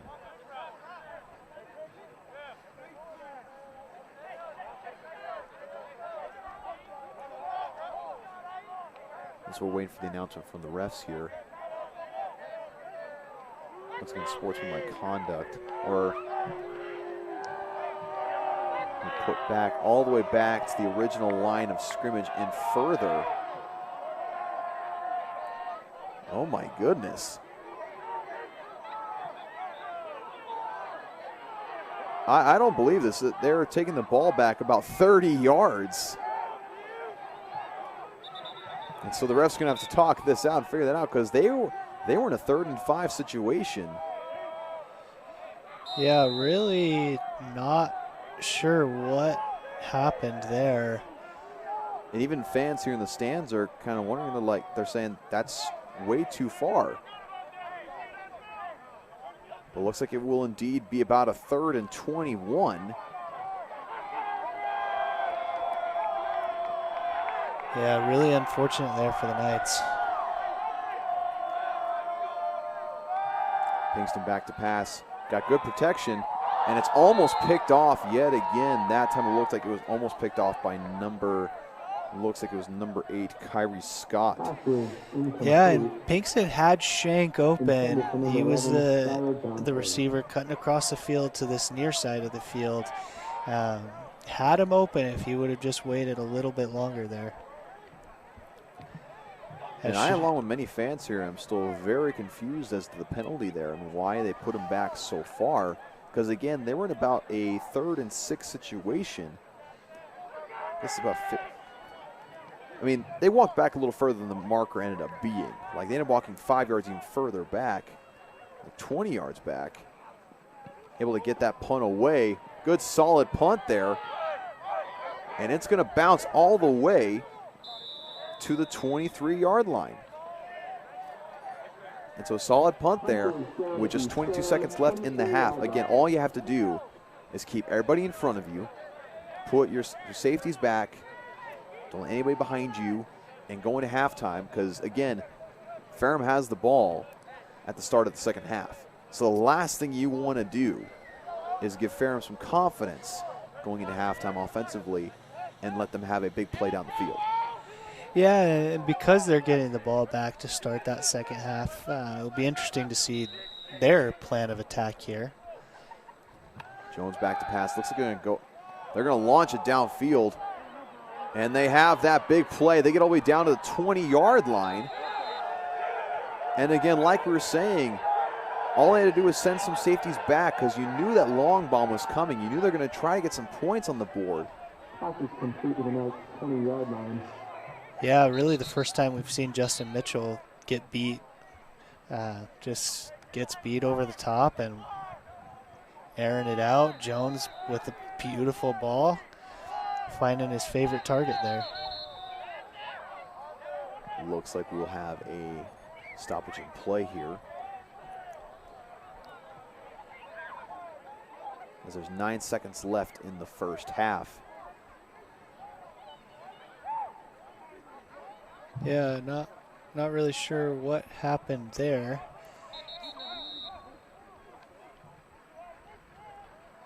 Okay, now we're going to have an official timeout here by Southern Virginia. Again, 9 seconds left in the first half.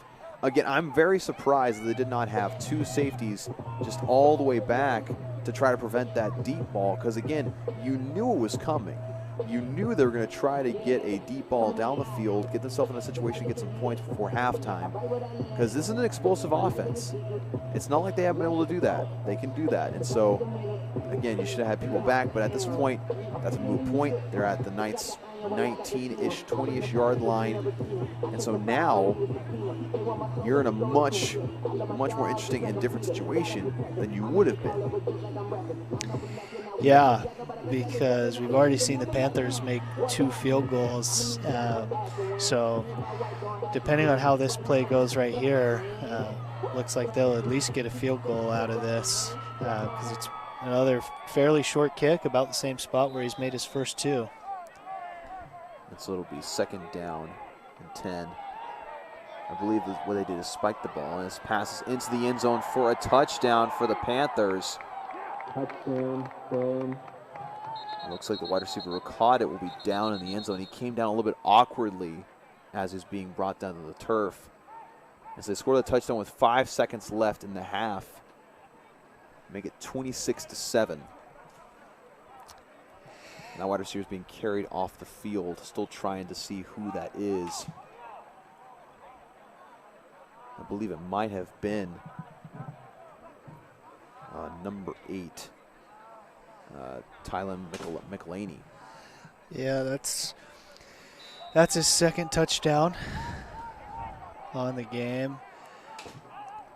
It's the point after touchdown pending. Looking to make it a 20-point ball game going into half. Yeah, really, that was a disaster there for the Knights. Again, I'm very confused personally as to why they didn't have those 2 safeties back. That's the big thing that set it up, is that big long pass play to McElhaney, because you have that deep ball threat. Put safeties back, be very cautious, keep everybody in front of you, and McElhaney was able to get behind everybody. And so now you're in a situation where you're down by 1 more touchdown than the otherwise would have been going into half. And again, like I mentioned before, the Panthers have the ball to start the second half. So their offense is going to be very, very confident. They're going to have a chance to even extend the lead even further at the start of the second half, when your offense was just kind of getting their feet underneath them to end this half. Yeah.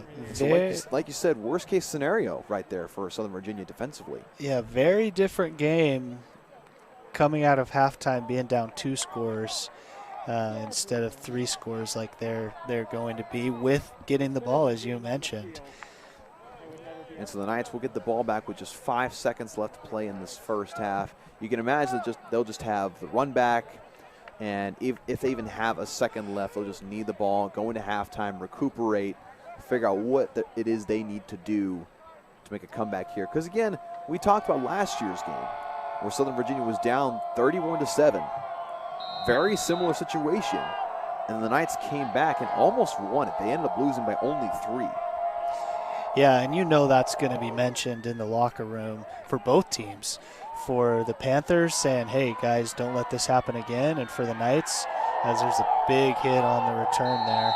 Again, another momentum play for Ferrum College as they go into halftime, again with the lead 27-7. Again, some great performances from the Ferrum offense. You see some great defensive stops from Southern Virginia doing what they could to minimize the damage with the field position battle that Southern Virginia was not really able to get the upper hand in almost the entire half, as Ferrum started most possessions in very favorable field position.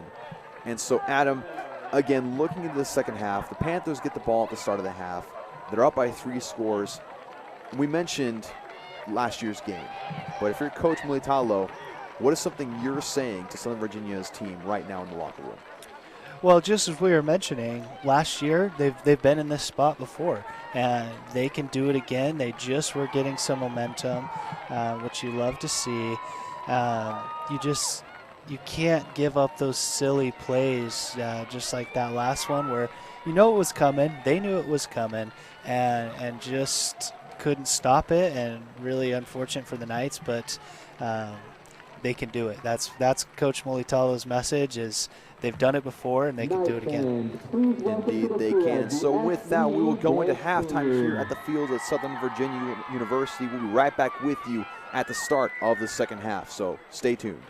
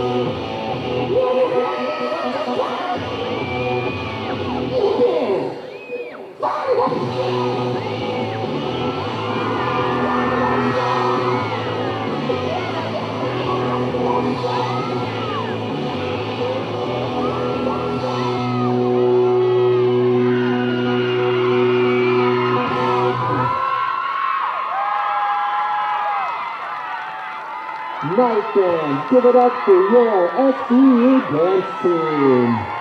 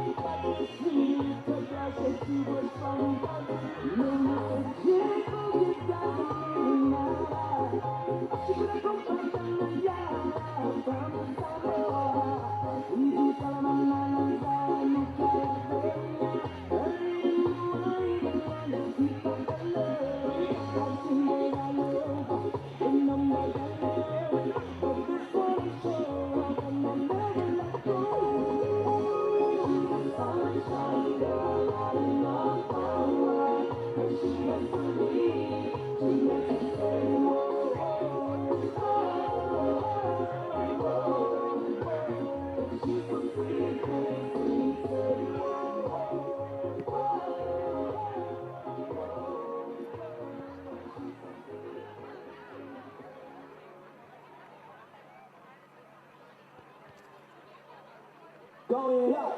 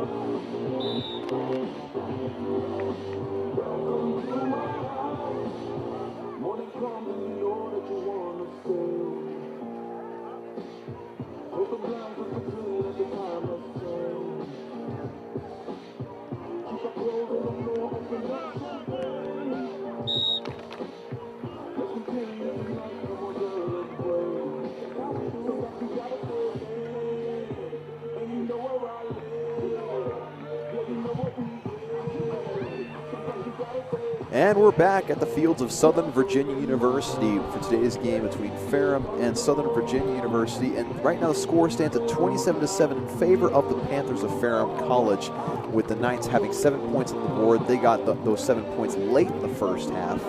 And the Panthers will receive the opening kickoff. And Adam, we discussed a lot of things that both went right and what went wrong with Southern Virginia. Maybe just highlight a couple of those things for us real quick.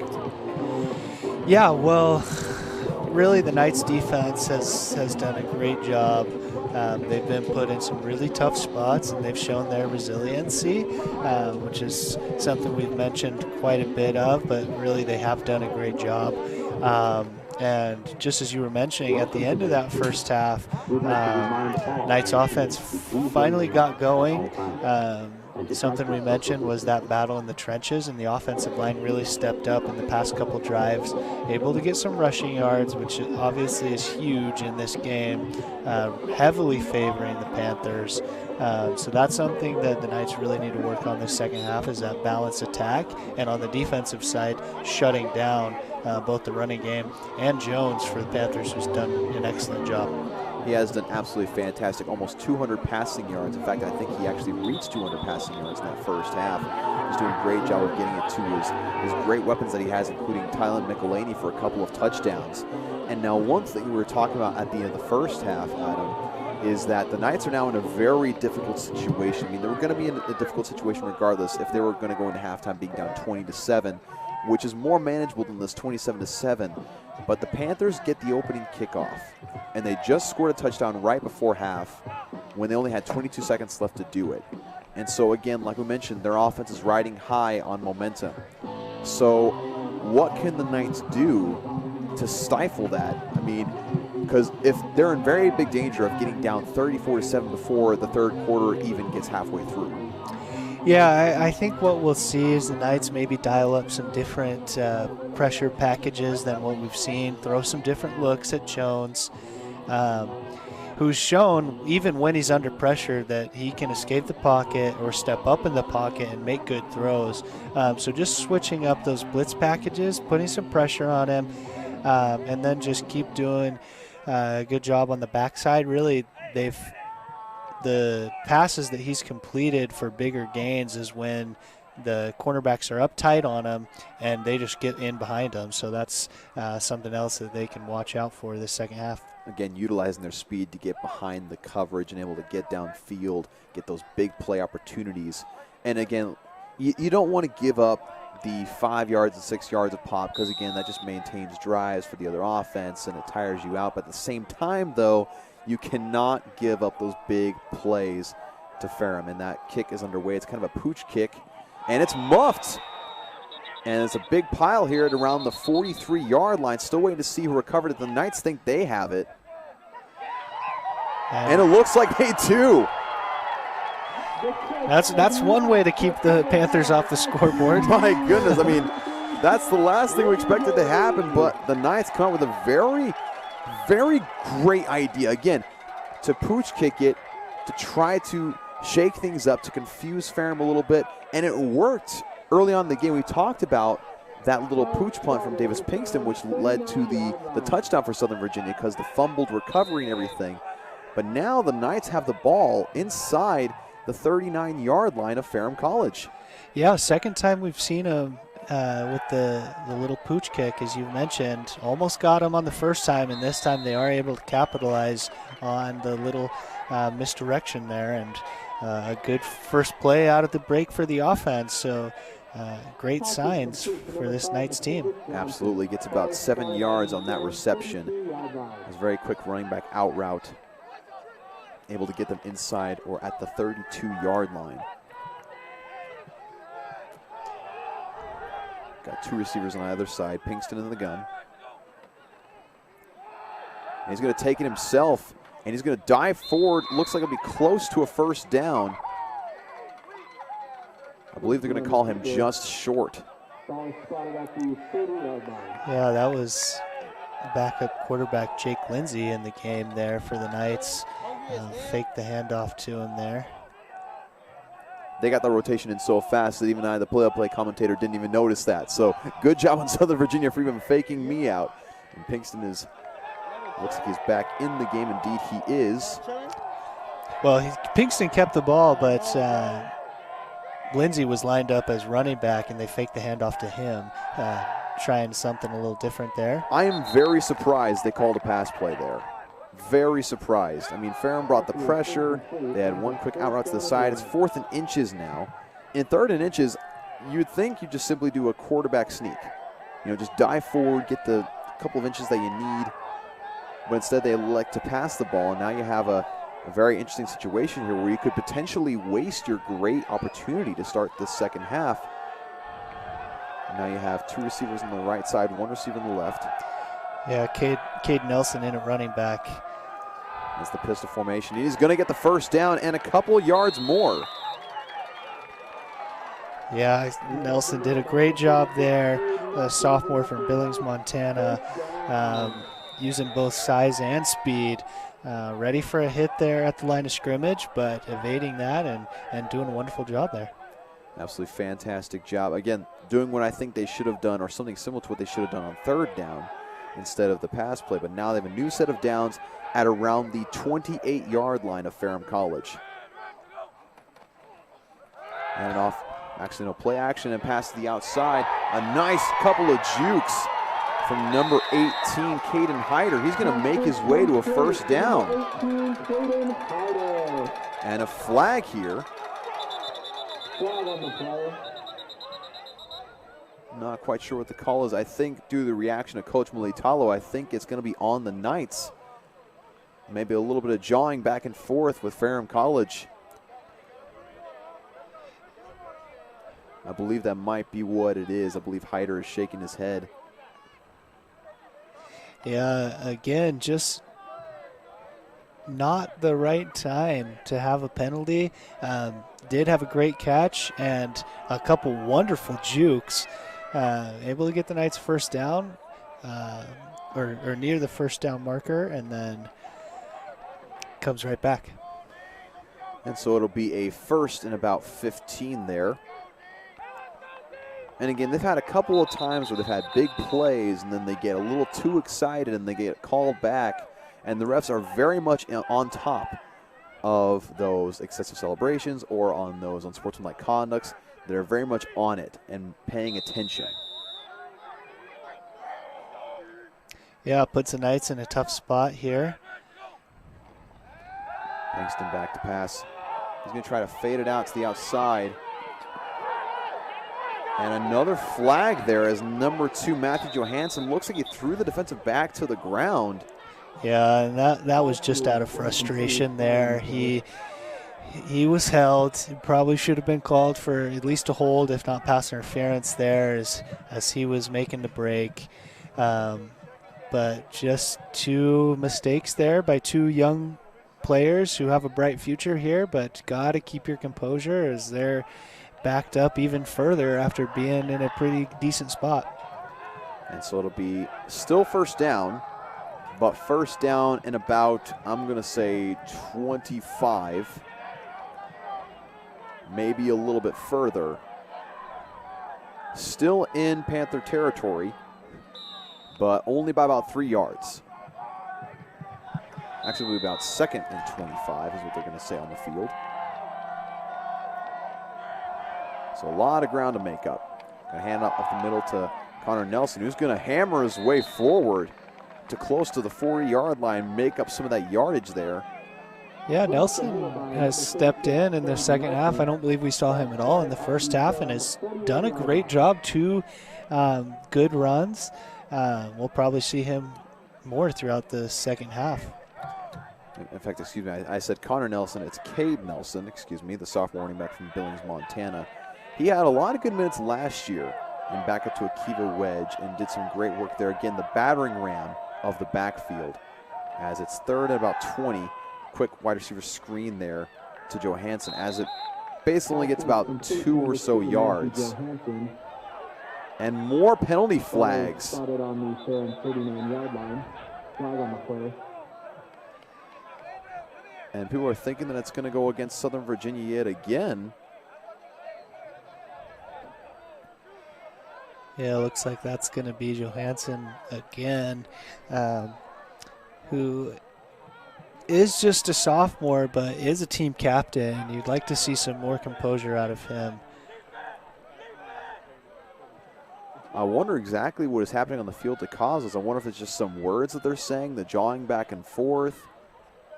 Because, I mean, in football, there's a little bit of lenience somewhat to that. Because, like, it's a passionate game, right? You know, everything's going so fast and it's so emotional.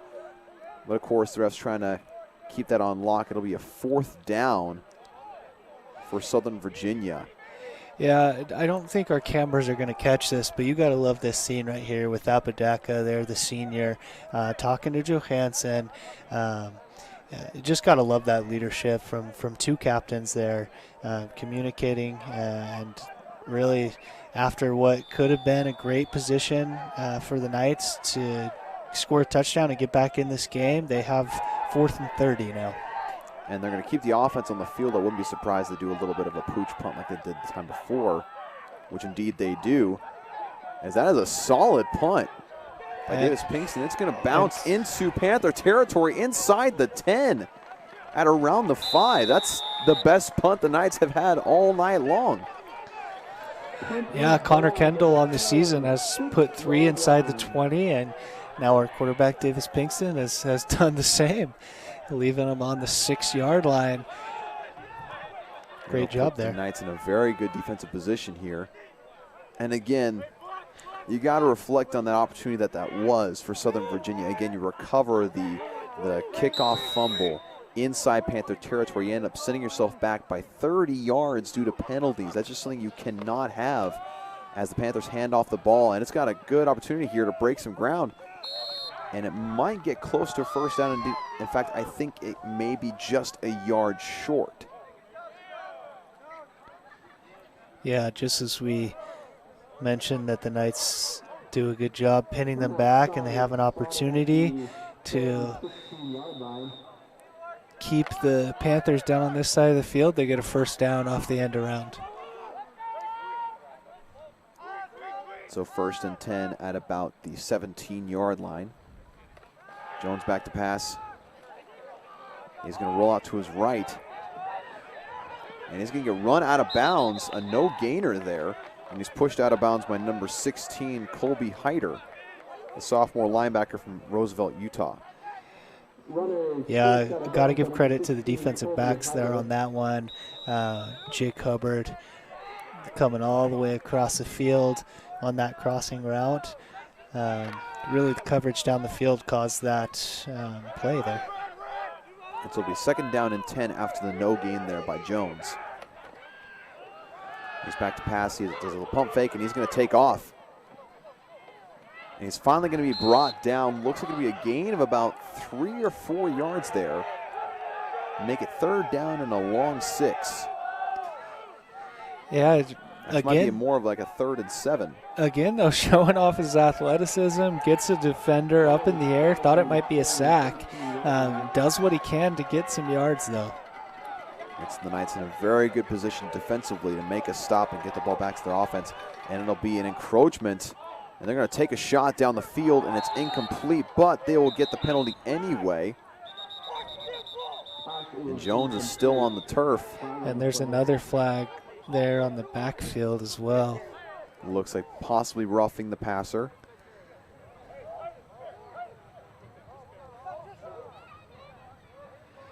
Yeah, that's been the storyline early on in this second half, is penalties just killing the Knights. It almost feels like there hasn't been a single play that's gone by without a yellow flag hitting the turf. Yeah, every time they have a good play, they have 2 bad ones. Not necessarily just bad plays, but bad due to penalties.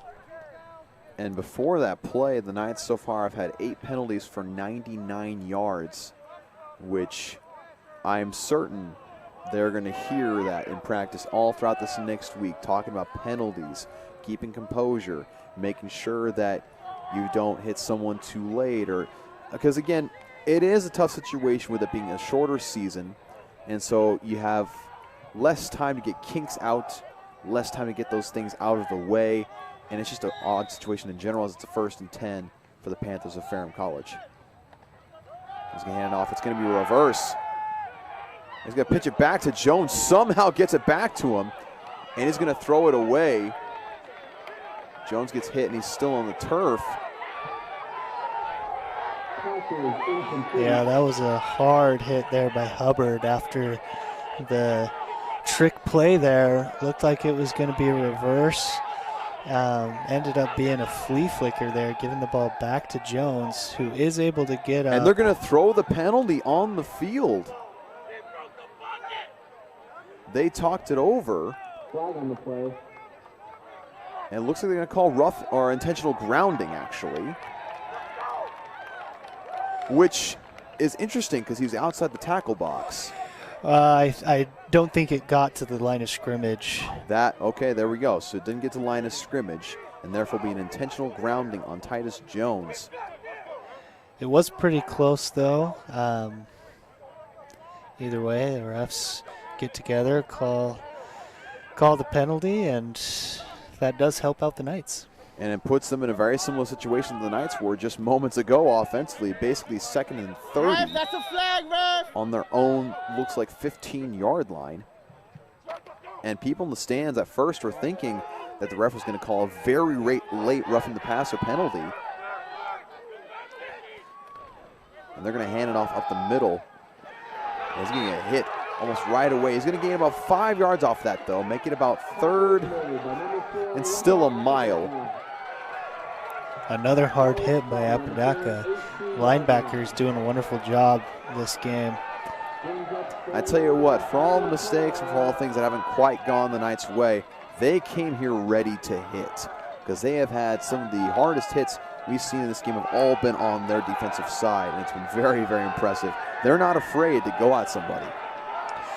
This time we see the defensive backs and safeties back off. And so a long 3rd down, and he's pushed out of bounds as he just crosses the 30-yard line. And that'll make it about a 4th and probably about 15 or probably about 13 yards there to go. And so they will punt it away, and the Knights defense getting a much-needed stop. Yeah, Justin Mitchell did a great job there. As I mentioned, defensive backs did back off there, gave the wide receiver some space, but that was Tamade Penn, who's not easy to bring down. Big receiver, 6'3", 185 freshman out of Martinsville, Virginia. They'll punt it away. This one's kind of a shorter punt as well. Barely crosses midfield. It'll bounce towards the 42-yard line. I believe that's where it'll almost go out of bounds, and that's where the Knights will start their possession. Very good field position here. Again, even though the Knights had fantastic field position the last time around, your offense had a chance to calm itself down, recuperate, understand that you can't have jawing back and forth. The refs aren't really tolerating that today, and so they're going to get together, figure out their plan, realize what works, and try to put together a solid drive. Yeah, at least the refs have been consistent. Exactly. Which exactly. As a coach and as a player, you love to see. It's hard when there's inconsistency, but they have been consistent. And so now everyone knows, and you just got to keep it clean out there. And this is a huge possession for the Knights. Let's see, I have trips left with the tight end on the right side. Pinkston back to pass, looks left. And it's tipped to the line of scrimmage, almost intercepted. And that is the 3rd time we've seen the ball batted at the line by the Panthers. One of them ended up being a completion anyway, but the other 2 fell incomplete, make it 2nd down and 10. Yeah, Panthers have done a wonderful job at that. When they are unable to get to Pinkston in the backfield, their hands are straight up, watching his eyes, and they've done a wonderful job at that. And the wide receiver was open here on this near side on that out route. It's going to do trips right this time with a wide receiver on the near side. He's going to get it to Johansson, who breaks free. He's got a 1st down and more inside the 40-yard line. Not going down no matter how many Panther defenders get on him until he finally is dragged out of bounds. And what a way to come back there after making a few mistakes there on that last possession. Able to make up for that on a wonderful route, and then the yards after the catch just not going down. showing his teammates that he has some composure and is here for the second half to make a comeback. 1st and 10 at the 36. Pinkston is going to keep it himself. He's got some space. He's going to get the first down and out of bounds at the 20-yard line. Back-to-back fantastic plays for the Knights of Southern Virginia, building some momentum here offensively. Just got to keep up the momentum, keep up the good play calls, and keep that composure like you just mentioned. Yeah, I thought we might see a shot here with Johansson, but he came off the field. So interesting to see what will happen, as he's kind of been the go-to receiver tonight. You do have Skylar Johnson on the far side, who's been targeted a couple times. You also have number 18, Caden Hyder. He actually looks the other way. That is number 80 for Southern Virginia. That is Chase Pope, the freshman from Elk Creek, Virginia. And he gets about 5 yards on that reception. Yeah, did a great job of diversifying. Yeah, he was the one who checked in for Johansson there, and there looks like they're going to keep going back to that. They're staying with that trips right and coming to this near side of the field where they have that receiver isolated one-on-one coverage, and the receivers have been doing a wonderful job taking advantage of that. I'm going to run it up the middle. It's going to be a couple of yards there. I believe that is Amin Uasila, if I'm not mistaken. Him and Cade Nelson have been the power backs they've put in there to just kind of rough their way forward for a couple of yards. Make it about third down and 3, excuse me. Maybe a long 2. Yeah, Uasila has done a wonderful job, just as you mentioned, along with Cade Nelson there, being those power backs. Johansson's got it. Actually, excuse me, that's number 3. Jake Lindsey into the end zone. With the touchdown. Touchdown, Southern Virginia. My goodness. Again, breaking some tackles, finding the open seam, and Southern Virginia is back in business. Yeah, I actually talked to Jake today before the game, and did mention to me that he may be taking some reps at running back in this game, and that's the second time. First time they didn't give it to him. This time they do, and first touch in a Knights uniform, he gets a touchdown. And they're going to tease the idea of going for 2, but instead they will attempt the PAT. They'll have to go quickly, though. 5 seconds left in the play clock. Lindsey tell him to hurry up. They snap it with 1 second left. Lindsey very aware of the shortage of time. Even told the kicker, hurry up, hurry up. And it goes up and in, make it 27-14. And that's just what the Knights need.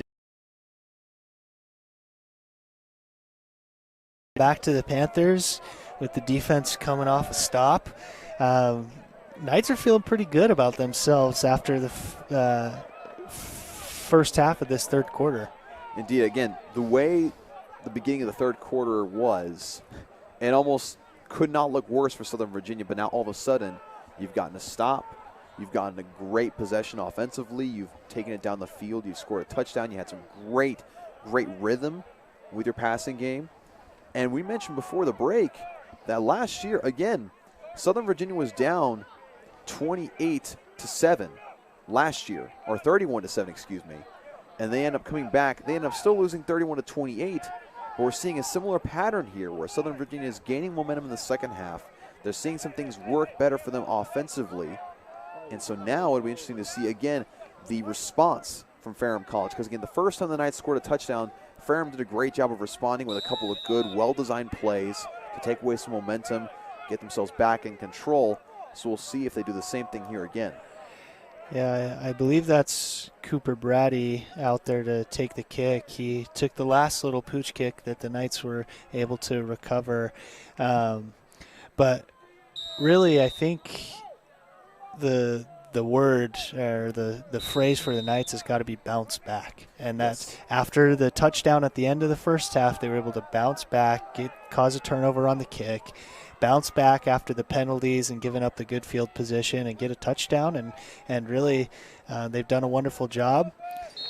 This time the fair catch is called by the Panthers, probably expecting that one.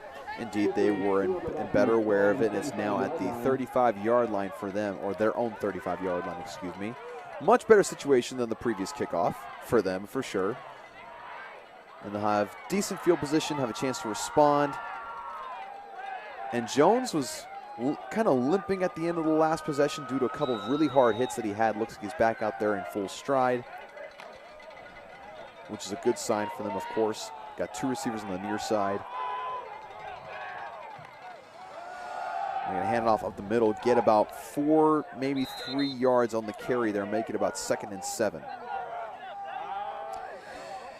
Yeah, I kind of figured they might go to the ground game, just as you mentioned. Jones did take a couple big hits last drive for the Panthers. Just hand the ball off, get some yards, and we'll see what they do here now on 2nd down. And I believe that run was by Eric Lopez, the freshman from Anderson, South Carolina. And they're going to hand off up the middle. This time it looks like it'll be, I believe it was number 33. That is Jayshawn Dupay. Make it about a 1st down. Yeah, Not about it. It is a 1st down. And that was a powerful run. As you mentioned, that was just Sean Dupay, who's averaging 3.5 yards per carry on the year. Actually been a threat out of the backfield in the passing game as well. And they go at it again with another run, this time gaining about 5 yards. That one from Colin Shaw, the sophomore from Appomattox, Virginia. Again, they're embracing that running attack. They notice, again, that the running game is working against this Knights defense. We've mentioned before how, again, Ferrum College is a very pass-happy team, but Southern Virginia came in here prepared for that, and with all the pressure packages like we mentioned before, and so now it's just like, you know what? Let's just run the ball up your throat. Jones tucks it in himself. He's going to get close to a 1st down. I believe he will get it at around the 43-yard line of Southern Virginia. Yeah, and really in that first drive that they had the ball in the second half, they were not able to establish that run game like they were in the first half. And just as we were talking about, want to get back to that, and they do so. Haven't made a pass attempt this drive, and they're moving it pretty steadily and also taking off some time on the clock. And almost brought down in the backfield was Dupay, but he's brought down after about a gain of 4. It looks like for Southern Virginia that was number 54 almost getting to him, Trinity Stores, but unable to make the very difficult arm tackle there as he basically ran past him, reached out his arm, tried to trip him up, not able to get the tackle in the backfield. Yeah, Stores comes in on the year, sophomore from Glasgow, with 3 solo tackles. Been really impressed with him this game. He's really stepped up. And that was a very interesting play. The ball was snapped, although almost the entire offensive line didn't move. I believe they're going to call a false start. Actually an encroachment on Southern Virginia. Looks like someone might have been lined up over the line of scrimmage.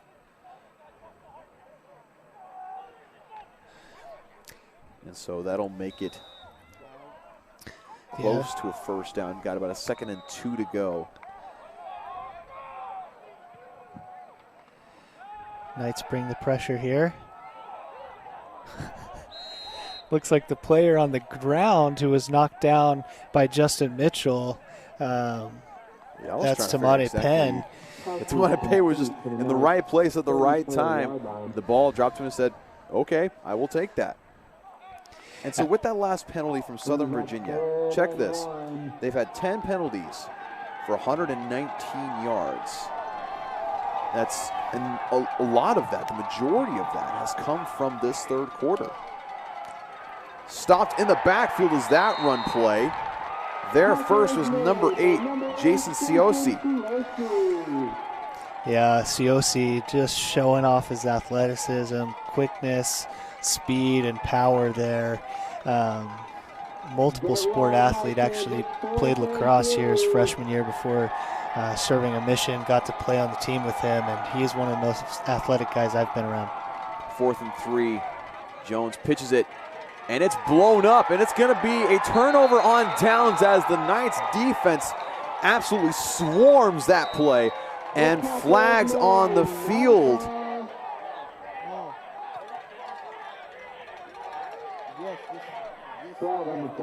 It's going to push the Knights team towards the sideline. Interesting to see what the flag is. Yeah, a couple different flags. Sportsmanlike conduct on Ferrum College.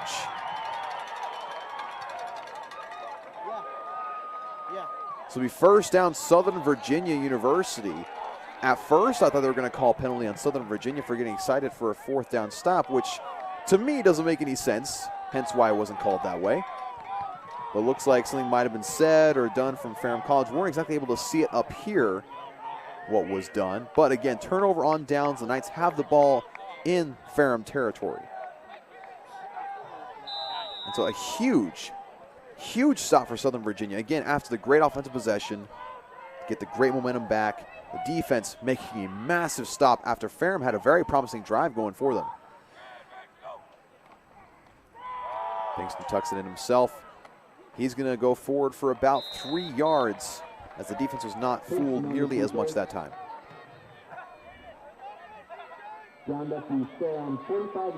Yeah, Panthers were definitely ready for the run on that one. Linebacker came off the receiver and was ready for that one. So it'll be second down and 7. Just under 3 minutes left to play in this third quarter. The Knights have a chance to bring this within 1 score. They're going to draw the encroachment. Pinkston's going to take a shot. It's going to be incomplete down the field, but they'll get the penalty anyway. Yeah, right thing to do there by Pinkston with the flag down, recognizing it, taking the shot. Exactly, it's a free play. Yeah, throws it to Shank, who was in a pretty good spot, but really good defense there. Very, very well protected, very, very well guarded, and so it'll still be a first down. Actually, excuse me, it'll be a second down, an encroachment on Ferrum College, but it'll still be second down, very close to the first down marker. Just a 5-yard penalty here. Yeah, and that 5 yards is actually huge for the Knights as they have a second down and short here, second down and 2. Got the big back in there. See if they'll power it in for a first down. You got Ammon, USC there. Pinkston rolls out to his right side, and that's a complete pass for a first down at around the 36-yard line. Ball came out there, Dawson. That was number 17, Brady Adams, senior from Hopkinsville, Kentucky. Had it and maybe just got a little bit excited there. Saw some open field in front of him, but unfortunately for the Knights, falls down. But that's where that 5-yard penalty comes into play. Indeed. Yeah, from up here, it looked like he had caught the pass, but again, like you said, unable to reel it in. A beautiful opportunity there. So now you have Cade Nelson in the backfield. Pinkston's going to dump it off to the side. Surprising play call. Again, you have 3rd and 2.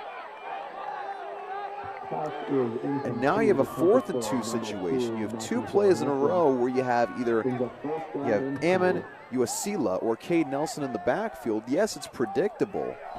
But in that situation, I feel like you go ahead, try to get some yardage if you can. Maybe get 1 yard, maybe get the first down conversion. Yeah, and especially this game, really the first time that the Knights have been able to move the ball on the ground with some success with the few backs that we've seen. Looks like Cade Nelson will get the first down anyway, so it works out for them. But definitely added some stress level to this offensive possession, to say the least. Yeah, definitely, but Cade Nelson proven us right at least. So then maybe they should have done that a couple plays ago, but we're up here in the booth and not on the sidelines. Yeah, there's a reason why we don't have. Well, we have headsets on, but not the headsets that the coaches have. So there's a reason for that. I mean, it works out for him. Gets the first down inside the 37-yard line. Pinkston going to do a quarterback draw here. He's going to get some good yardage, about a 6-yard gain. Yeah, and the success that Cade Nelson has had recently in this third quarter really helped that one because they saw him motioning out to that far side of the field, and someone had to go with him. And Pinkston did a great job faking the little swing pass and able to get 7-8 yards there. Tonight, about a 2nd down and 3. He actually gained 7 yards in that run. You now have a minute and a half left in this 3rd quarter. In this situation, I personally believe time's of the essence. You want to get the score before the end of this quarter. I mean, it's not essential, but it really helps your cause. As Cade Nelson powering through for a 1st down. My goodness, he has been a man on a mission on every single carry he has had. My goodness. Yeah, really the first time I think we're going to say this, but the Knights should keep the ball on the ground. Keep it rolling. Whether that's with Nelson or not, Pinkston's done a good job. We saw Jake Lindsay get there on the last possession with that touchdown run. They've been doing it on the ground and might as well keep going with it. We also have a chance to get a play action opportunity here as now Ferrum is loading the box. And Cade Nelson's still getting some yardage here, getting inside the 15. They're getting about 7 yards a pop. Again, I mentioned 3 or 4 yards a pop will keep you a sustained drive, but 7 yards a pop, again, that's something you just don't change. Yeah, I mean, keep feeding them. He's doing a wonderful job, and you obviously got to give credit to the offensive line, who's really stepped up. Probably were challenged at halftime by Coach Militalo. This time we do see the pass. And it's caught by Johansson. He's going to get to the goal line. They're going to call it. Looks like a 1st down at the 1 yard line. It's a 1st down and goal for Southern Virginia. Yeah, we knew that was coming, Dawson. They like to go to Johansson, who's done a wonderful job, especially in this game, utilizing his height on the shorter cornerbacks for the Panthers, but got to go to the ground here. Oh, you absolutely do. I mean, you're in a situation where Ferrum has a lot of athletic defenders in the backfield, and you don't want to risk it because there's such small windows within the red zone this close. I mean, do we even have to reference the New England Patriots and Seattle Seahawks Super Bowl for that instance?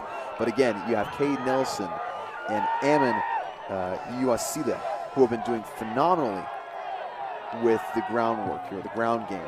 And that's the end of the 3rd quarter as the Knights trail 14-27 to the Panthers of Ferrum College. But again, the Knights knocking on the door at the 1 yard line, a chance to make it a 1-score game here at Knights Stadium. And yeah. Go ahead, Adam. Yeah, sorry, Dawson, to cut you off there, but you were mentioning wanting to get that touchdown before the end of the 3rd quarter. Unable to do so, but got about as close as you could. You got about as close as you could, and there might not be a better way to start the 4th quarter off than getting a touchdown on your first play from scrimmage here. I mean, I don't think any coach would complain about your first play of any quarter being a touchdown. I mean, I think that's every coach's dream if that's the case. But again, either go to Cade Nelson. It looks like Cade Nelson will be the back that'll be on the field. And I mean, at this point, again, yes, it's expected, but they've been expecting the run for the majority of the past couple of plays. Yeah, but they were lined up before where they just had Skylar Johnson out wide. This time they do have both Johnson and Johansson, and Johansson is lined up against that shorter defensive back. We might see them throw a little fade route. It is 1st down, so they do have a couple opportunities, so we'll see what they go with here. Pinkston will have the play action. Johansson will have the touchdown in the end zone. Make it 27-20. And again, first play of the 4th quarter is a touchdown for the Knights. Can't get any better than that. Yeah, and you called it perfectly, Adam. Yeah, thanks, Dawson. He really, Johansson, that being, has really taken advantage of his height really throughout this game, but especially after that drive where he got the 2 penalties, he's really stepped up. I've loved to see that from him. And you got to hurry up if you're Southern Virginia. Again, 5 seconds left on the play clock, and you're lining up for the PAT. They snap it just in the nick of time as the kick goes up, and it is good. Make it 27-21. The Knights now down by 6 with basically the entire 4th quarter ahead of them, and all the momentum on their side. Again, as the Knights got the stop last time around on defense, the Knights offense is clicking on all cylinders. The passing is working. The running game is finally starting to click and get about 7 yards a pop, which again is even more than you could possibly ever hope for as a coach. And so now if you're Ferrum College, you see all this momentum shift. What exactly are you changing up to try to stop this, like its return or I guess this comeback from Southern Virginia?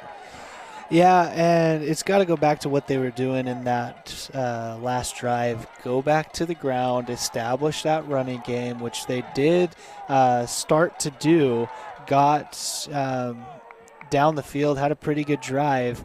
Knights defense did step up, though. Wouldn't be surprised to see the Panthers go back to the ground game here. And how about Davis Pinkston? After starting off the game with the interception, he has now come back with 15 of 31, 160 yards, and 2 touchdowns. I mean, just very, very confident in the second half, doing a great job of finding those one-on-one matchups, throwing it up for his receivers to get it when they have the height advantage, like you pointed out with Johansson. I mean, again, bouncing back from that early on mistake has been very, very impressive from the senior quarterback. Yeah, and we've also got we've also got to mention Joseph Kim, who's now 5 for 5 on the season. And the Knights recover the fumble. And it's Johansson with the recovery. It was another pooch kick, and 2 Panthers, return men, ran into each other trying to recover the kickoff. It looks like the refs are going to be discussing here to see if there was indeed a fumble. There is a flag down on the field as well. But this is a huge call for the Knights, Dawson. This is the biggest call of the game if it ends up going their way, because again, you have a chance to, heck, if you get a touchdown on a PAT, you take the lead for the first time in the entire game. So this call is absolutely massive. We're still conversing here. As I was mentioning before we had that craziness, Joseph Kim is now 5 for 5 on extra points for the season. The freshman out of Yorktown, Virginia. Got to give credit where credit is due. Done a wonderful job. The conversation's still being had here on the field. And we're trying to figure out if there was indeed a fumble to begin with, and if there was, what ended up being this penalty flag that is on the field at the moment. Yeah, everyone on the edge of their seats here at Knights Stadium, along with us up here in the booth, waiting for this call. And they are taking their time. They know we're all on the edge of their seats. They have our attention, and they know it. Southern Virginia, of course, very, very excited that they got that recovery if it indeed is a fumble. And, of course, you see all the Panthers on the Ferrum side watching and waiting for the discussion, or I guess the conclusion of this discussion.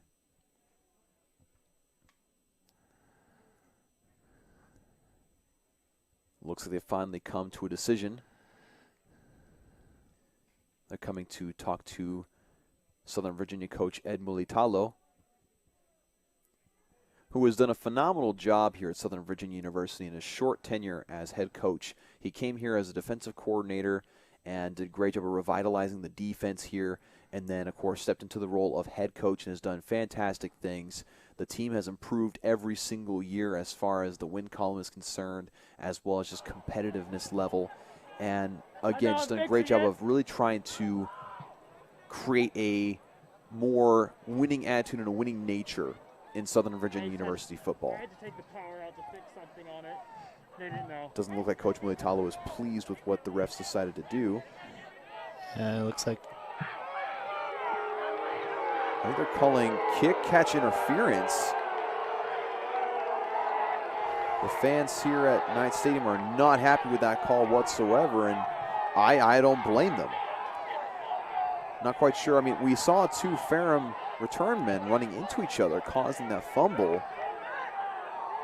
So I'm not really sure what that call is all about, at least from up here. Yeah, and what really hurts the Knights is the 15 yards on top of that one to put the Panthers in Knights territory. But what a great opportunity for the Knights defense to step up and make a play. And that pass is way to the outside. Not able to be corralled, as it's now going to be 2nd and 10 after that incompletion. Yeah, Jones is out there warming up his arms. It's probably been 30 minutes since he's made a throw. It's been a while for sure, and so it's going to be a little bit rusty, which, again, is another advantage for Southern Virginia, having those long drives and running the ball. You keep Jones on the sideline. You keep him rusty. He's going to take the ball himself, and he's going to be dropped after a gain of about 1. Make it 3rd down and 9. And I tell you what, again, with the limited attendance we could have here at Knight Stadium, we've got quite a loud crowd here. Yeah, kind of surprised with the play calling for the Panthers there.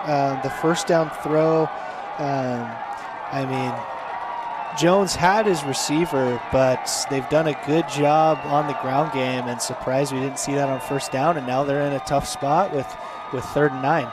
Jones back to pass. He's got a little bit of pressure on the outside. Throws across the middle. It's too low. Incomplete. 4th down and 9 coming up. And just as we were mentioning, it's an opportunity for the defense to step up and do their part in this comeback. Really got to give it to them for keeping us in this game in the first half. Absolutely. But I mean, that's been the story for Southern Virginia for the past couple of years, when the defense has been the stronghold of the team and kept them in it to where the offense, when they do get their rhythm and do get their stride, they're able to make comebacks if need be and able to make the plays they need to in order to win ball games. And so, again, like you said, much props to the defensive preparation and for holding the fort in the first half when almost all things went Ferrum's way. Looks like a...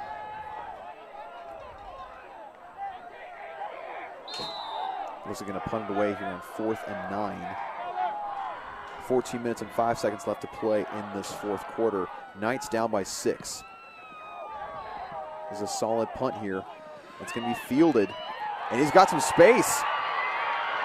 Breaks to the open field, gets past the 30-yard line, and sets up the Knights in some decent field position. It almost looked like for a second he could have taken that all the way. Yeah, he's lipping off the field after a great return. That's tough to do. Get that off that second bounce is when it pops up, and that's most of the time when you see fumbles on punts happen, is on that second bounce. Yeah, you really don't know if it's going to pop up above your head, but Hyder did a wonderful job there of corralling the ball, getting possession, and then running, and did a wonderful job there. This will be 1st down and 10 for Southern Virginia at their own 32-yard line.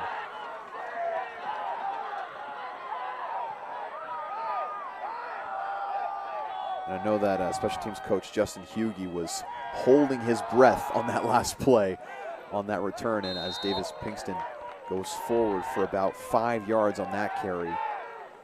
And so again, at this point, yes, you're down by 6, but you've been running the ball well.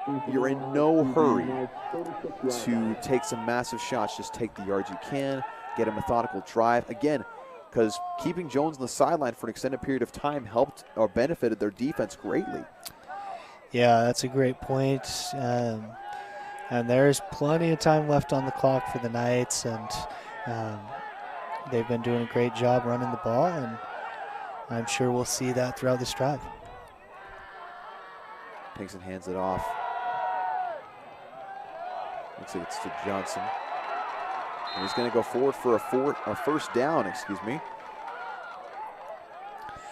Yeah, and we've already given the credit to the offensive line getting those holes, but really the first time that we've seen the whole team get behind the ball carrier and push the pile. Yes. And so that will indeed be a first down at the Knights' 43-yard line. Just under 13 minutes left to play. Again, very happy to let that clock go down lower and lower to the point where you really put a lot of pressure on Ferrum. Again, if this drive is successful, it takes away the amount of clock that the Knights want to. Again, as Davis Pinkston called the timeout here, he did not like what he saw in that lineup, so wisely taking that timeout. And so that leaves Southern Virginia with only 2 timeouts left, which, again, if Southern Virginia is able to score and take a 1-point lead, could be a very interesting conversation about maybe that timeout being saved till later, because again, in the couple minutes where you have a close game like this, timeouts and the amount that you have are everything. Yeah, that's a good point, Dawson, and something we'll be watching throughout the remainder of this game. But as a quarterback, you just didn't like what he saw and had to take the timeout. Whether that comes back to haunt them, we'll find that out. But this drive being this important, gotta take that timeout and get the offense set up. And you got to make sure that you have the right play to make sure you don't damage your chances of having this successful drive in the first place. Hanging off to Johnson, who's going to get about 3 yards, maybe 2. In fact, it'll be a 2nd down and 8 here approaching midfield.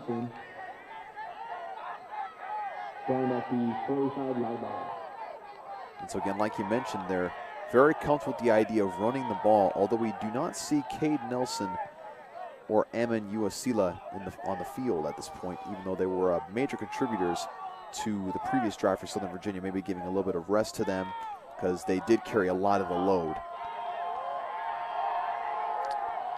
Still Johnson in the backfield with Pinkston. Got 2 receivers on the left side, 1 on the right. He's going to look at that hook route yet again, and this time it's caught by number 24, Dylan Almond.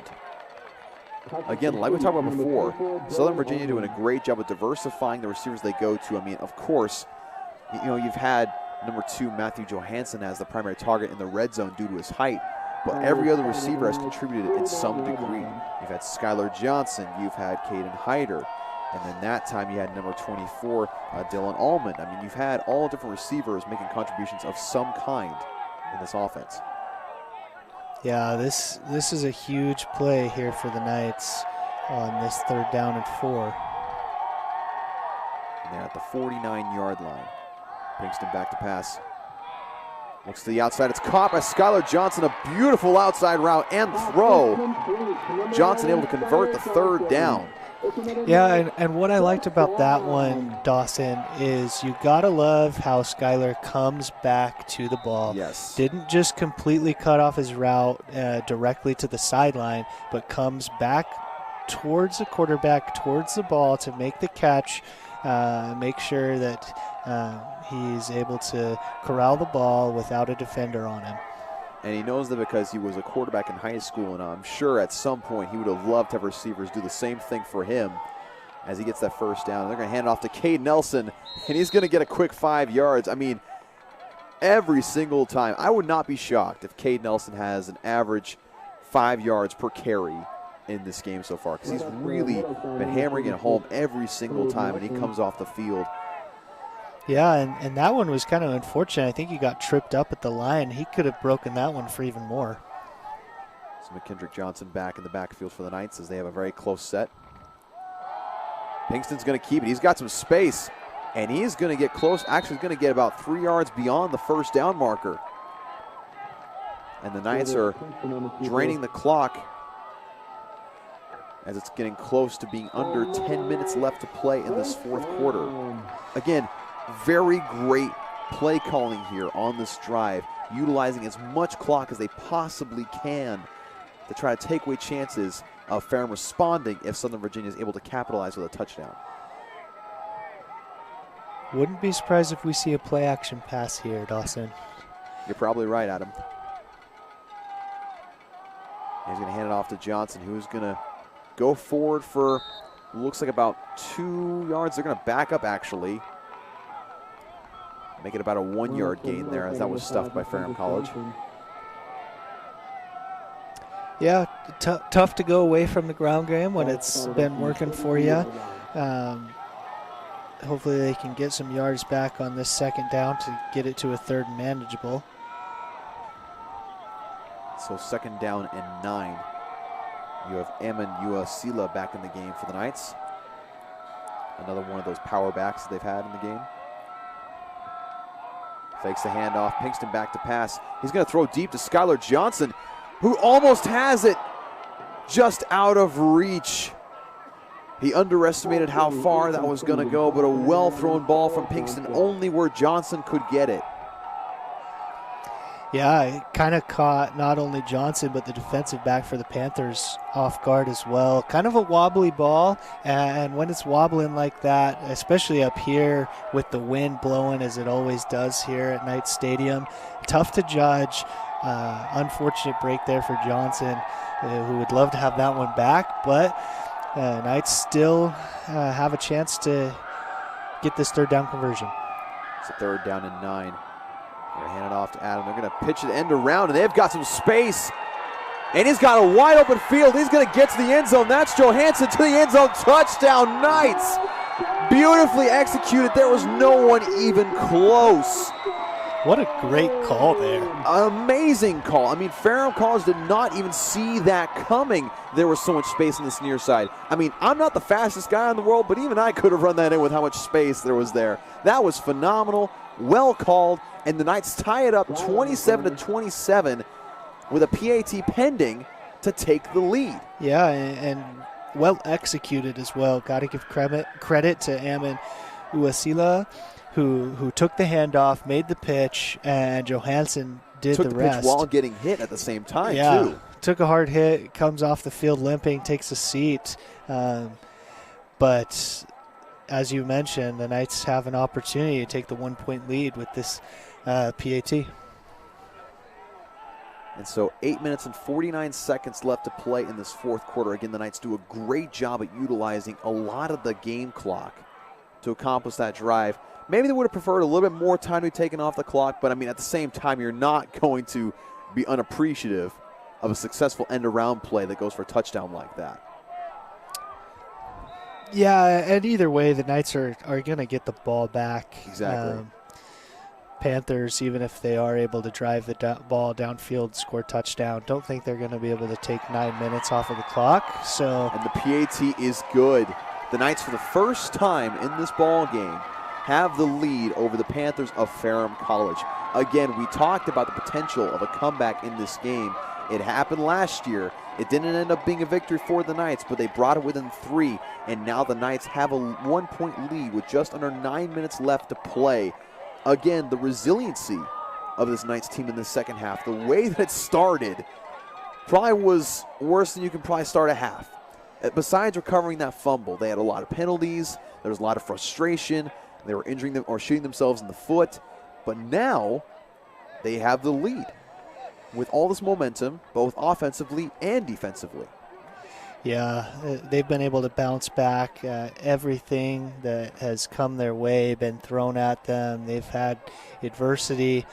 And you got to love that as a coaching staff. See your team be able to make the most of an opportunity, even after getting down. And as we see the coaches and the players pumping up the sidelines, got to give credit to the fans in the stands as well. That have been a huge part of this comeback, Dawson. It indeed has, as the Knights kickoff team is backed up to the 20-yard line.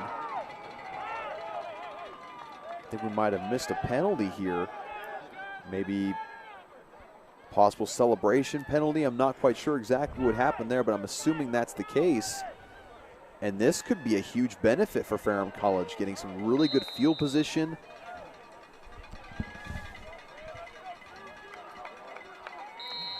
And so, again, they'll kick off from their own 20-yard line. And at this point, you don't want to do one of those pooch kicks again, because that gives Ferrum College the ball in your own territory. And so they have to boot this one as far as they can. What a kick by Cooper Brady. And almost fumbled, but it'll be at their own 27-yard line. I mean, talk about the chance for everything to go perfectly wrong and it going well for them. I mean, absolutely fantastic.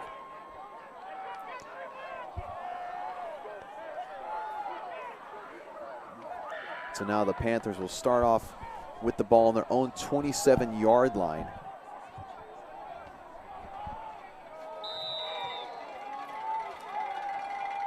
First down and 10, Jones in the shotgun. He got trips left, looking to his left side. He's going to fire across the field.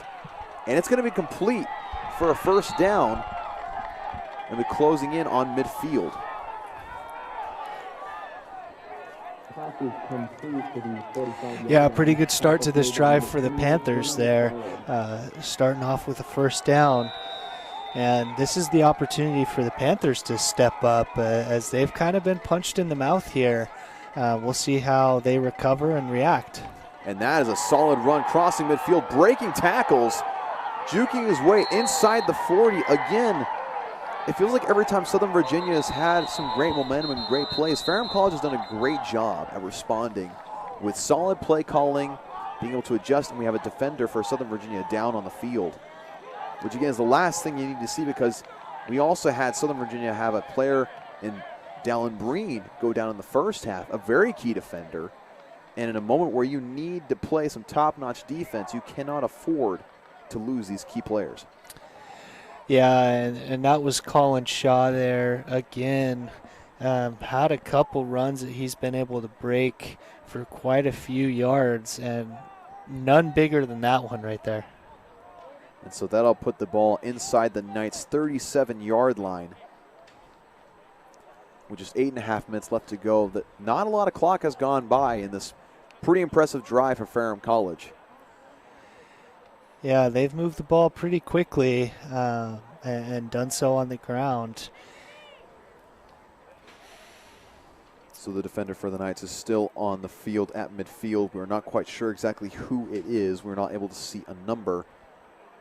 We do hope they are all right, as both teams able to get together and discuss what they need to do. And for the Knights, again, the biggest thing, the ideal situation, of course, is to get the stop, either force a turnover, force a punt, or make them miss a field goal, whatever the case may be. And we now see who it is as the number 28, Jonah McFarland, the junior defensive back from Salt Lake City, Utah, who went to West High School. But again, the ideal situation is for the defense to get a stop and get the ball back and just run the ball with Cade Nelson and Amin Uasila and just wind down the clock like it did in that previous drive, you know. Take down the clock and keep that lead, maintain that lead, but not be too afraid to go for and extend it. Pass to the left side is good and complete. Make it about a 5-yard gain down to the 34-yard line of Southern Virginia. Yeah, and that play was made by Aaron Espinosa, the freshman, also out of Salt Lake City, Utah, also out of West High School, who just came in for his high school teammate, probably. Now teammates at SVU. That's tough to do, coming off the bench. Especially in a tense situation like this. And that is intercepted by Southern Virginia. Oh, looks like it is number 12, Justin Mitchell. My goodness, the tide has turned for Southern Virginia, able to get the stop. Again, the ideal situation, forcing the turnover. Under 8 minutes left to play, you have the lead. Now your offense is going to feed off that momentum. What an opportunistic play from Justin Mitchell. You could not have made that play at a better time. Yeah, and that's a great word for it there, opportunistic. And that's a great word to describe Justin Mitchell, is he has done this throughout his career. That's not the first time we've seen him step up and make an interception or a big play when it's needed, and that none bigger than that one in his career. Cade Nelson is going to ram forward, and he's going to get a first down. My goodness. Again, like we were talking about, Cade Nelson, feed the man. He is starving, and he is feasting right now as we see Justin Mitchell on the sideline getting knighted with the sword of turnovers. And the Knights feeling all the momentum in the world. The fans here are excited. They are loud. Got the cowbells here in stock. And the Knights starting off that drive very well with a solid run from Cade Nelson. So first down and 10 at their own 36-yard line. And again, like I mentioned before, they're going to be happy to take their time. Yeah, going to let Another carry for Cade Nelson. My goodness. That man is impossible to bring down as he gets another 3-yard carry. Yeah, always keeps those legs churning, which every running back coach would love to see that, and he's done a great job. And we're going to see the play clock run down to below 5 on every play before the Knights snap it. So it'll be second down and about 8 yards to go. Now just under 6 minutes and 40 seconds left to play.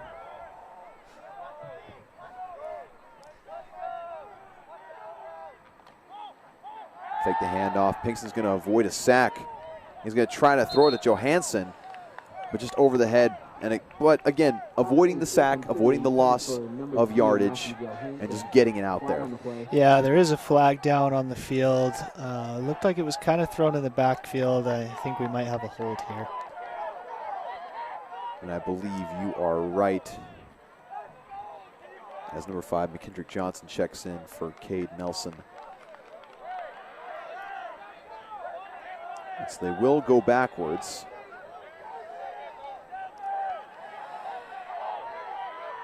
Actually, penalties declined there by Panthers coaching staff. I guess they wanted the loss of down. That way they can get the ball back to their offense sooner, which makes sense. I think I understand the thought process there. Yeah, put them in a 3rd and long. They're going to wind down that play clock, like you said, just under 5 seconds before they snap the ball. Yeah, this time doesn't really matter with the game clock not moving. Again, pressure's brought. And looks like it's incomplete down the field to Johansson. The ref's going to say the ball hit the turf. Yeah, the crowd upset, but no one had a better view than the ref right there. That is true. We're pretty far up here in the booth, unable to see that one. But what we could see is the hold. There was definitely a defensive holding there against Johansson. And again, we've seen that a couple times today with different receivers. The refs being a little bit lenient, letting the receivers and defensive backs kind of battle it out a little bit. Maybe in some cases a little bit too much. But at the same time, they're letting the players play. Yeah, and the players do appreciate. No, he's very upset that he did so. As now the Panthers have the ball with just over 6 minutes left to play in their own territory. So unfortunately, the Knights not able to capitalize on the huge interception from Justin Mitchell. But again, they're able to give their defense a little bit of a break, able to push back the Ferrum College assault. And we'll see if Ferrum College can respond yet again, as they've been able to for most of the night so far.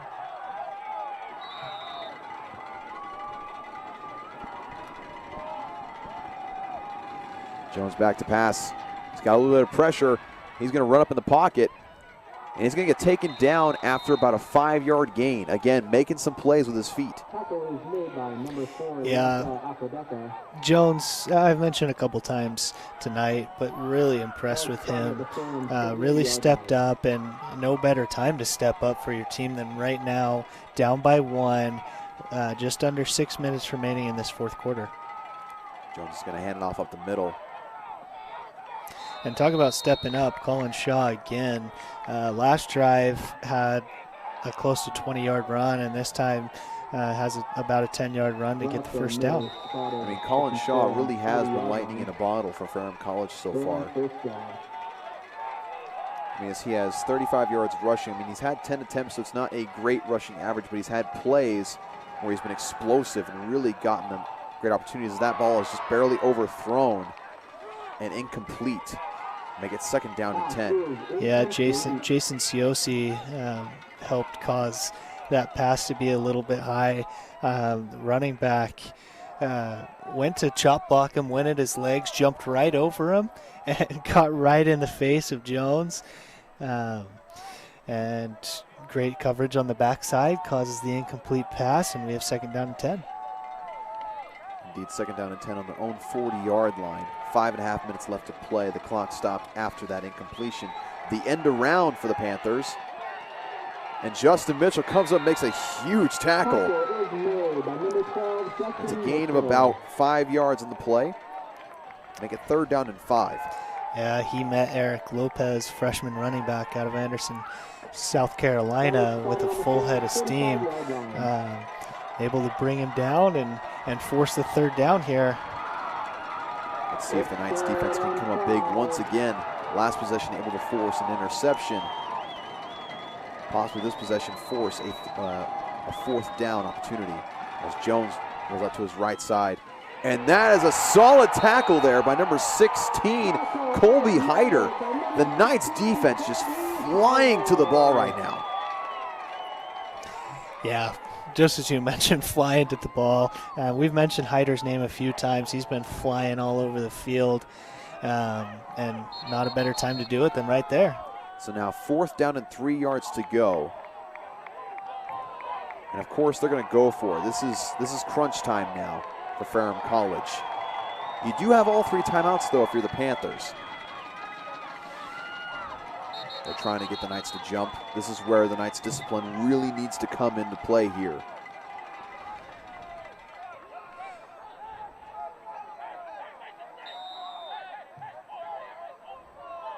Not really sure exactly what's going on there. I guess the play clock hadn't started yet.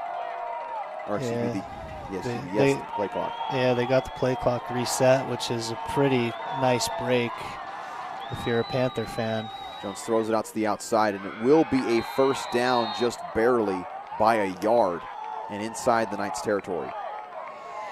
That's a pretty generous spot there as the receiver came back on his own. It wasn't that he was tackled. He tried to evade the defender back there, but either way, it's first down, and Panthers will go quick as they go deep on this one. Beautiful pass. It bounces off the chest of the receiver. I mean, you're not going to get a better opportunity than that as a wide receiver. No, that pass hit him right in the numbers and just tried to use his body instead of his hands to catch that one. But as you mentioned, that pass from Jones couldn't. Quite the lucky break for Southern Virginia's defense, to say the least. So now they know they're not afraid to take shots. Not afraid in the slightest. And just wanted to mention before that the player who got that first down was number 0, Tyler English, the 6'1" senior wide receiver from Concord, North Carolina. It looks like there's going to be a penalty here. Yeah, not quite sure. Didn't even really see the flag on the field, but it is a first down, and Ferrum College will have it inside the 35-yard line, and Jones tries to get out of the pocket, and he does escape. He gains about 1 yard and is smothered by the Knights defense. Make it second down and about 9 to go. I mean, Jones, again, we talked about his athletic ability. We talked about his speed, his ability to escape the pocket. But the Knights have done a great job all night long at locking in on his location and just attacking. Yeah, did about all he could on that one. But the Knights, as you mentioned, did a wonderful job corralling him. Jones back to pass. He's got pretty good protection this time around. He's going to do a little jump pass. And another penalty flag on the field. I think it's going to be called on Knights number 90. That is Cole Porter. I think they're going to call roughing the passer.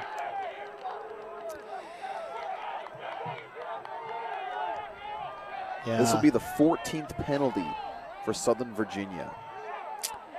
Yeah, don't know if I quite agree with that one. Refs have done a pretty good job, but here in this fourth quarter and second half, we've had a couple missed calls or a couple ticky-tack fouls called just like that one. But if you're a Panther fan, you're not complaining as you'll get another first down here and you'll now be in the red zone. Yeah, first and goal for Ferrum College. A majority of this yardage coming from penalties in this drive. As it's now under 3 minutes left to play in this ball game. The Knights defense, if you're going to make a stop, you got to make it now. Jones is going to hand off at the middle. And that one's going nowhere. That again is to Colin Shaw. Gain of about 1 or 2 yards on that one. And I mean, again, Ferrum College doing a great job of winding down the clock on this drive. Yeah, that's a great point there, Dawson. After the first two, the pass, and with the yards after the catch to get the first down on the very first play of this drive, and then the run by Shaw to get their second first down. Thought they might drive the ball down pretty quickly, but the Knights defense has stepped up. But good news for the Panthers is they are burning a lot of time. They're going to hand it off the right side. And he's going to break some tackles and get close to the 11-yard line. And again, remember, the Panthers do have a capable kicker who can make a kick from this distance. I mean, we still have a little bit, like just under 2 minutes left to play. So plenty of time for him to try to punch into the end zone.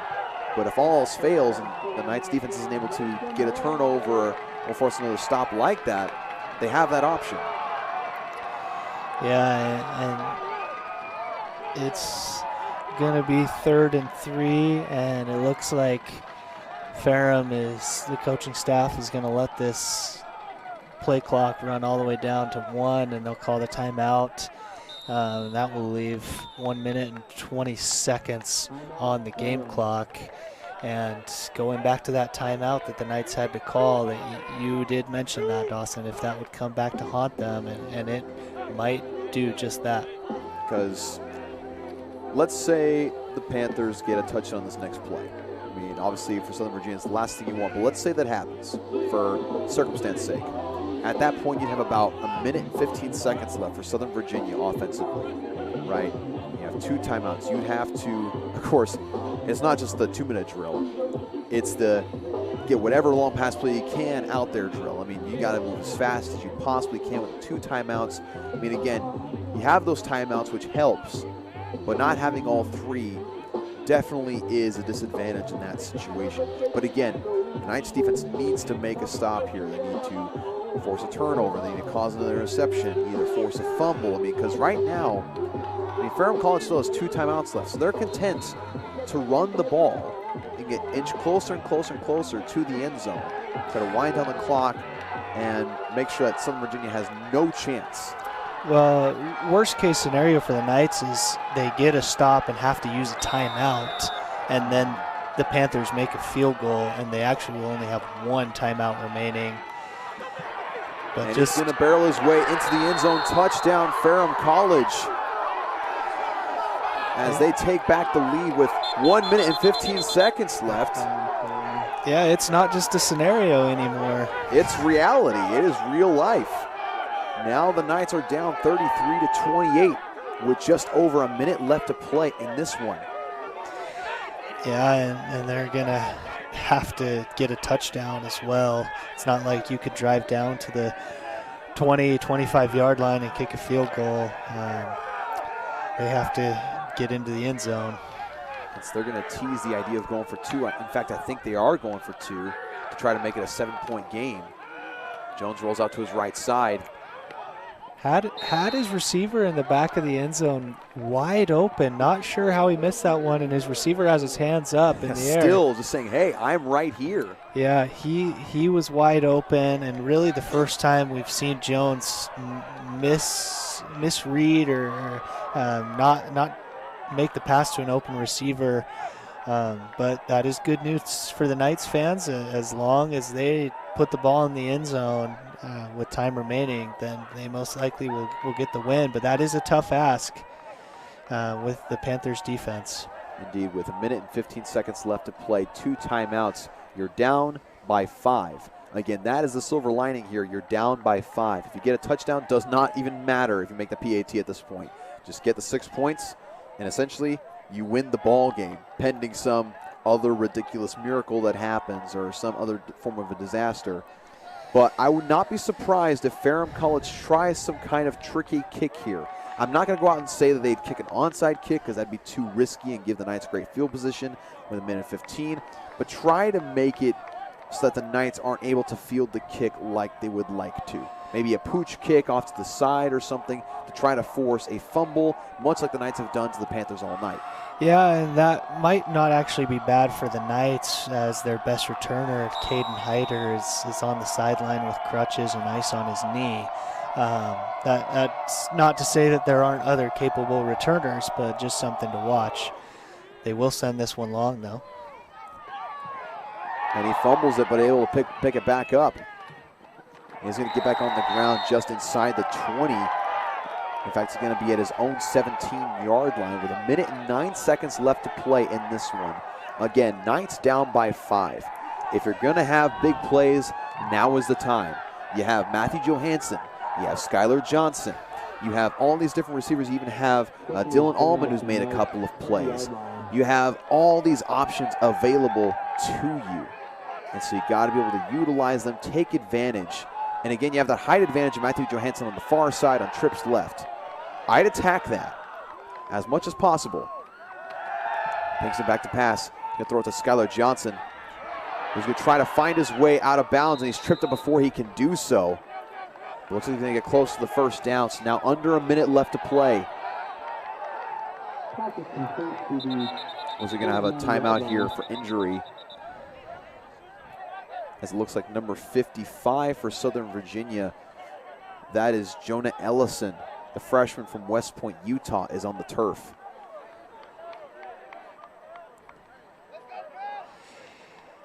Now, that's obviously very beneficial to the Knights as it saves them a timeout. Obviously, he probably didn't plan that. Probably didn't plan on being on the turf like this, and it definitely doesn't look like it's a fake injury. He's on the ground. He has people talking to him. He's getting some treatment here. But it helps with the Knights in stopping the clock and helping them to recuperate, figure out what they can do, what options they have. Because again, like we mentioned before, plenty of good receivers who have had great games all day long. But now you have to think about targeting the sideline. You can't really go in the middle of the field because then you have to rush, get a spike, but you still have 2 timeouts left. So Coach Mulitalo's got a very interesting coaching situation on his hands, to say the least. Yeah, and it looks like they might put some more time on the clock, but it's really unfortunate that Johnson wasn't at least able to get the first down. Obviously, you want to see him get out of bounds, and he was trying to do so. But even just getting that first down where the clock will stop while they get the ball reset. They actually are not adding any more time onto the clock. Yes, it'll remain at 52 seconds left in the ball game. The ball at their own 29-yard line. He draws back to pass. It's complete across the middle for a first down. And I'm surprised there's no encroachment called there, as they snapped it as soon as it happened. So 47 seconds left and winding down with the first down there. Yeah, it did get what they wanted, a short first down pass to stop the clock. We're going to have a false start penalty. Skylar Johnson here got started just a second too early. I think we also had a number 73, Safuto Lave, going a little early there. I think there's a couple players there. Yeah, Safuto Lave. So now with 38 seconds left in the clock, I mean, again, that stops the clock, but it pushes you in the wrong direction.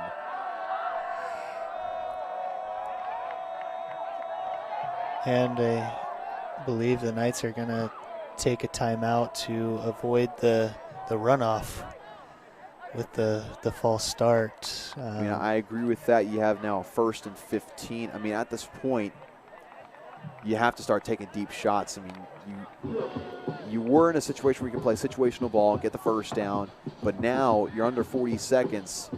You have to take some shots. And again, I've been saying this, Matthew Johansson is the go-to guy for this. He's got the height advantage. He's got the leaping ability. He's the guy you can throw it up to. And I mean, he had a situation right just past possession where he almost had a catch on this far sideline for a big gain. You can have a similar situation like that, similar play style, and get it to him. He would get out of bounds, stop the clock, get into Ferrum territory. So something along those lines, they have a trips left here. Yeah, kind of surprised we're not seeing him as the lone receiver to the quarterback's right, as we've seen him have a lot of success. But maybe that's because they do have that safety help over the top on this near side. As Pinkston's going to have to throw that one away as the pressure got to him after he left the pocket. He had a good solid pocket there and good protection, but as soon as he rolled out to his right, he had some defenders in pursuit. So now it'll be 2nd down and 15 with 32 seconds left to play. Yeah, and there is still time left to complete this comeback. obviously got to make some catches for first downs or get out of bounds. And that's the main thing that coaches are saying is get out of bounds, get out of bounds. As Ferrum College will call one of their last remaining 2 timeouts. So they have 1, and the Knights have 0 left. Yeah, if there's a sack, that would basically end the game. So a lot of pressure on the offensive line as well to provide some time in the pocket for Pinkston. Indeed, you have to provide that time. You cannot, like you said, this be the worst moment to take a sack. Taking a sack is never a good thing, but especially in a situation where limited time, no timeouts, you have to get back to the line of scrimmage, and if you got a sack here, it'd be 3rd down, and if you spike the ball, then it's a 4th down situation. So you got to protect that quarterback. You got trips left again, no receivers on the near side. You got 6 linemen lined up, including a halfback in there to help protect the quarterback. Pinkston draws back. And that's caught, or it looks like it's incomplete actually. Looked like for a second that'd be caught by number 13, Jake Schenk. So that'll force a 4th and 15 situation with 26 seconds left. It should be just 3rd down now. Indeed, it is 3rd down. So for some reason, it looked like it had 3rd down before, but it is 3rd and 15. So less dire, of course. Still have a couple of opportunities. Kind of surprised. I mean, we did mention that got to give Pinkston some time, but we had both a tight end and a running back, and we have the same set again, They had a fake handoff here, and another incomplete pass. And a penalty marker coming in the defensive backfield at the end of the play. Yeah, not sure what the penalty is, but better for the Knights that Johnson was unable to corral that one, as he would have been down and time would have been close to expiring. We do have a holding call. Looks like it's going to be on the defense. That'll be at least a slight benefit to Southern Virginia here.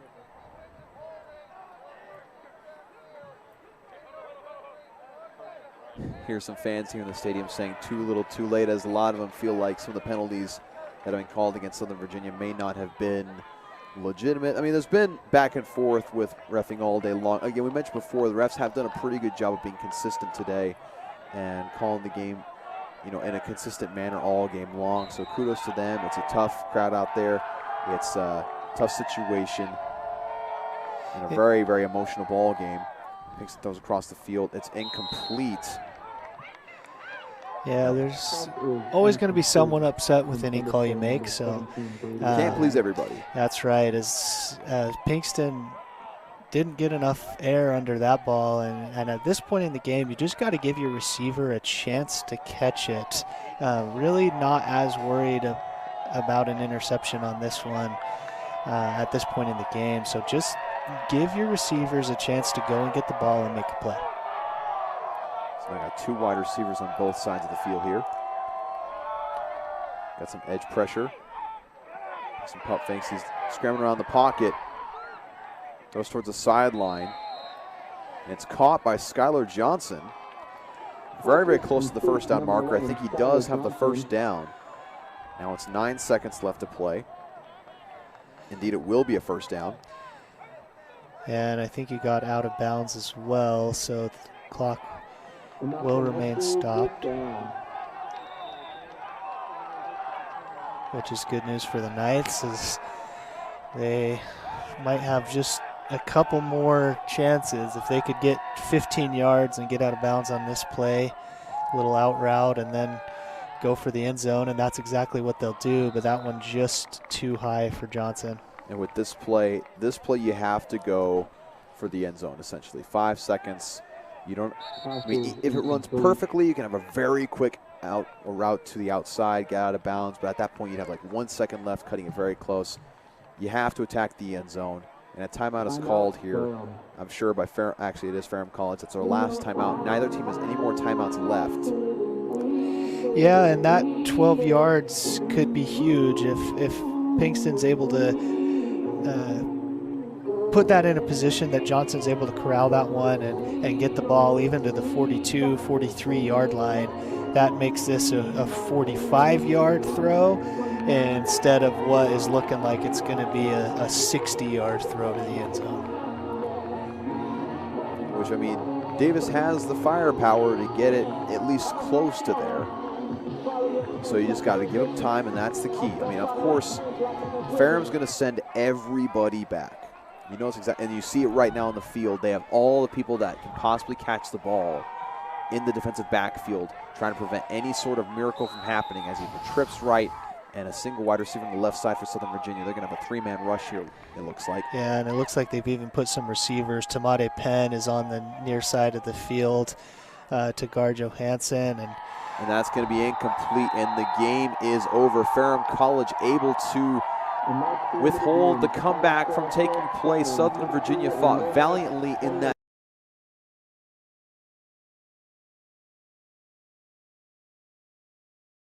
Namely, again, we got to mention penalties. There was 15 penalties for 173 yards, which are very costly in certain moments where it would have been very beneficial, of course, not to have them when they had big plays.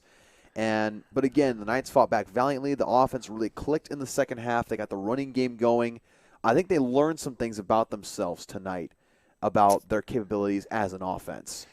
Yeah, they really stepped up. The offensive line definitely won the battle in the trenches in that second half, stepping up. Cade Nelson, Ammon Uwasila, just lots of players stepped up. Running game, really moving forward could be an asset to this Knights team as they did a wonderful job. And you look at the score on today's game, it's essentially history repeating itself from last year. Last year, the score ended up being 31-28 in favor of Ferrum College. This time ended up being in their favor 33-28, with them winning as well. And again, back-to-back years, hard-fought games, very competitive, a lot of great momentum shifts here and there, both offenses having great moments and defenses on both sides stepping up when they needed to. Southern Virginia at many points in the first half. Ferrum College's defense really stepping up in that last drive for Southern Virginia. And just, again, a very hard-fought game, a heartbreaking loss for Southern Virginia in their first home game of this short season. And Ferrum College able to get their first win of this season in their, on their schedule. And so with that, ladies and gentlemen, we thank you so much for tuning into today's presentation of Division III NCAA football here at the fields of Southern Virginia University. I have been Dawson Weidrich alongside Adam Peterson, and we hope you all have a great night, and go Knights.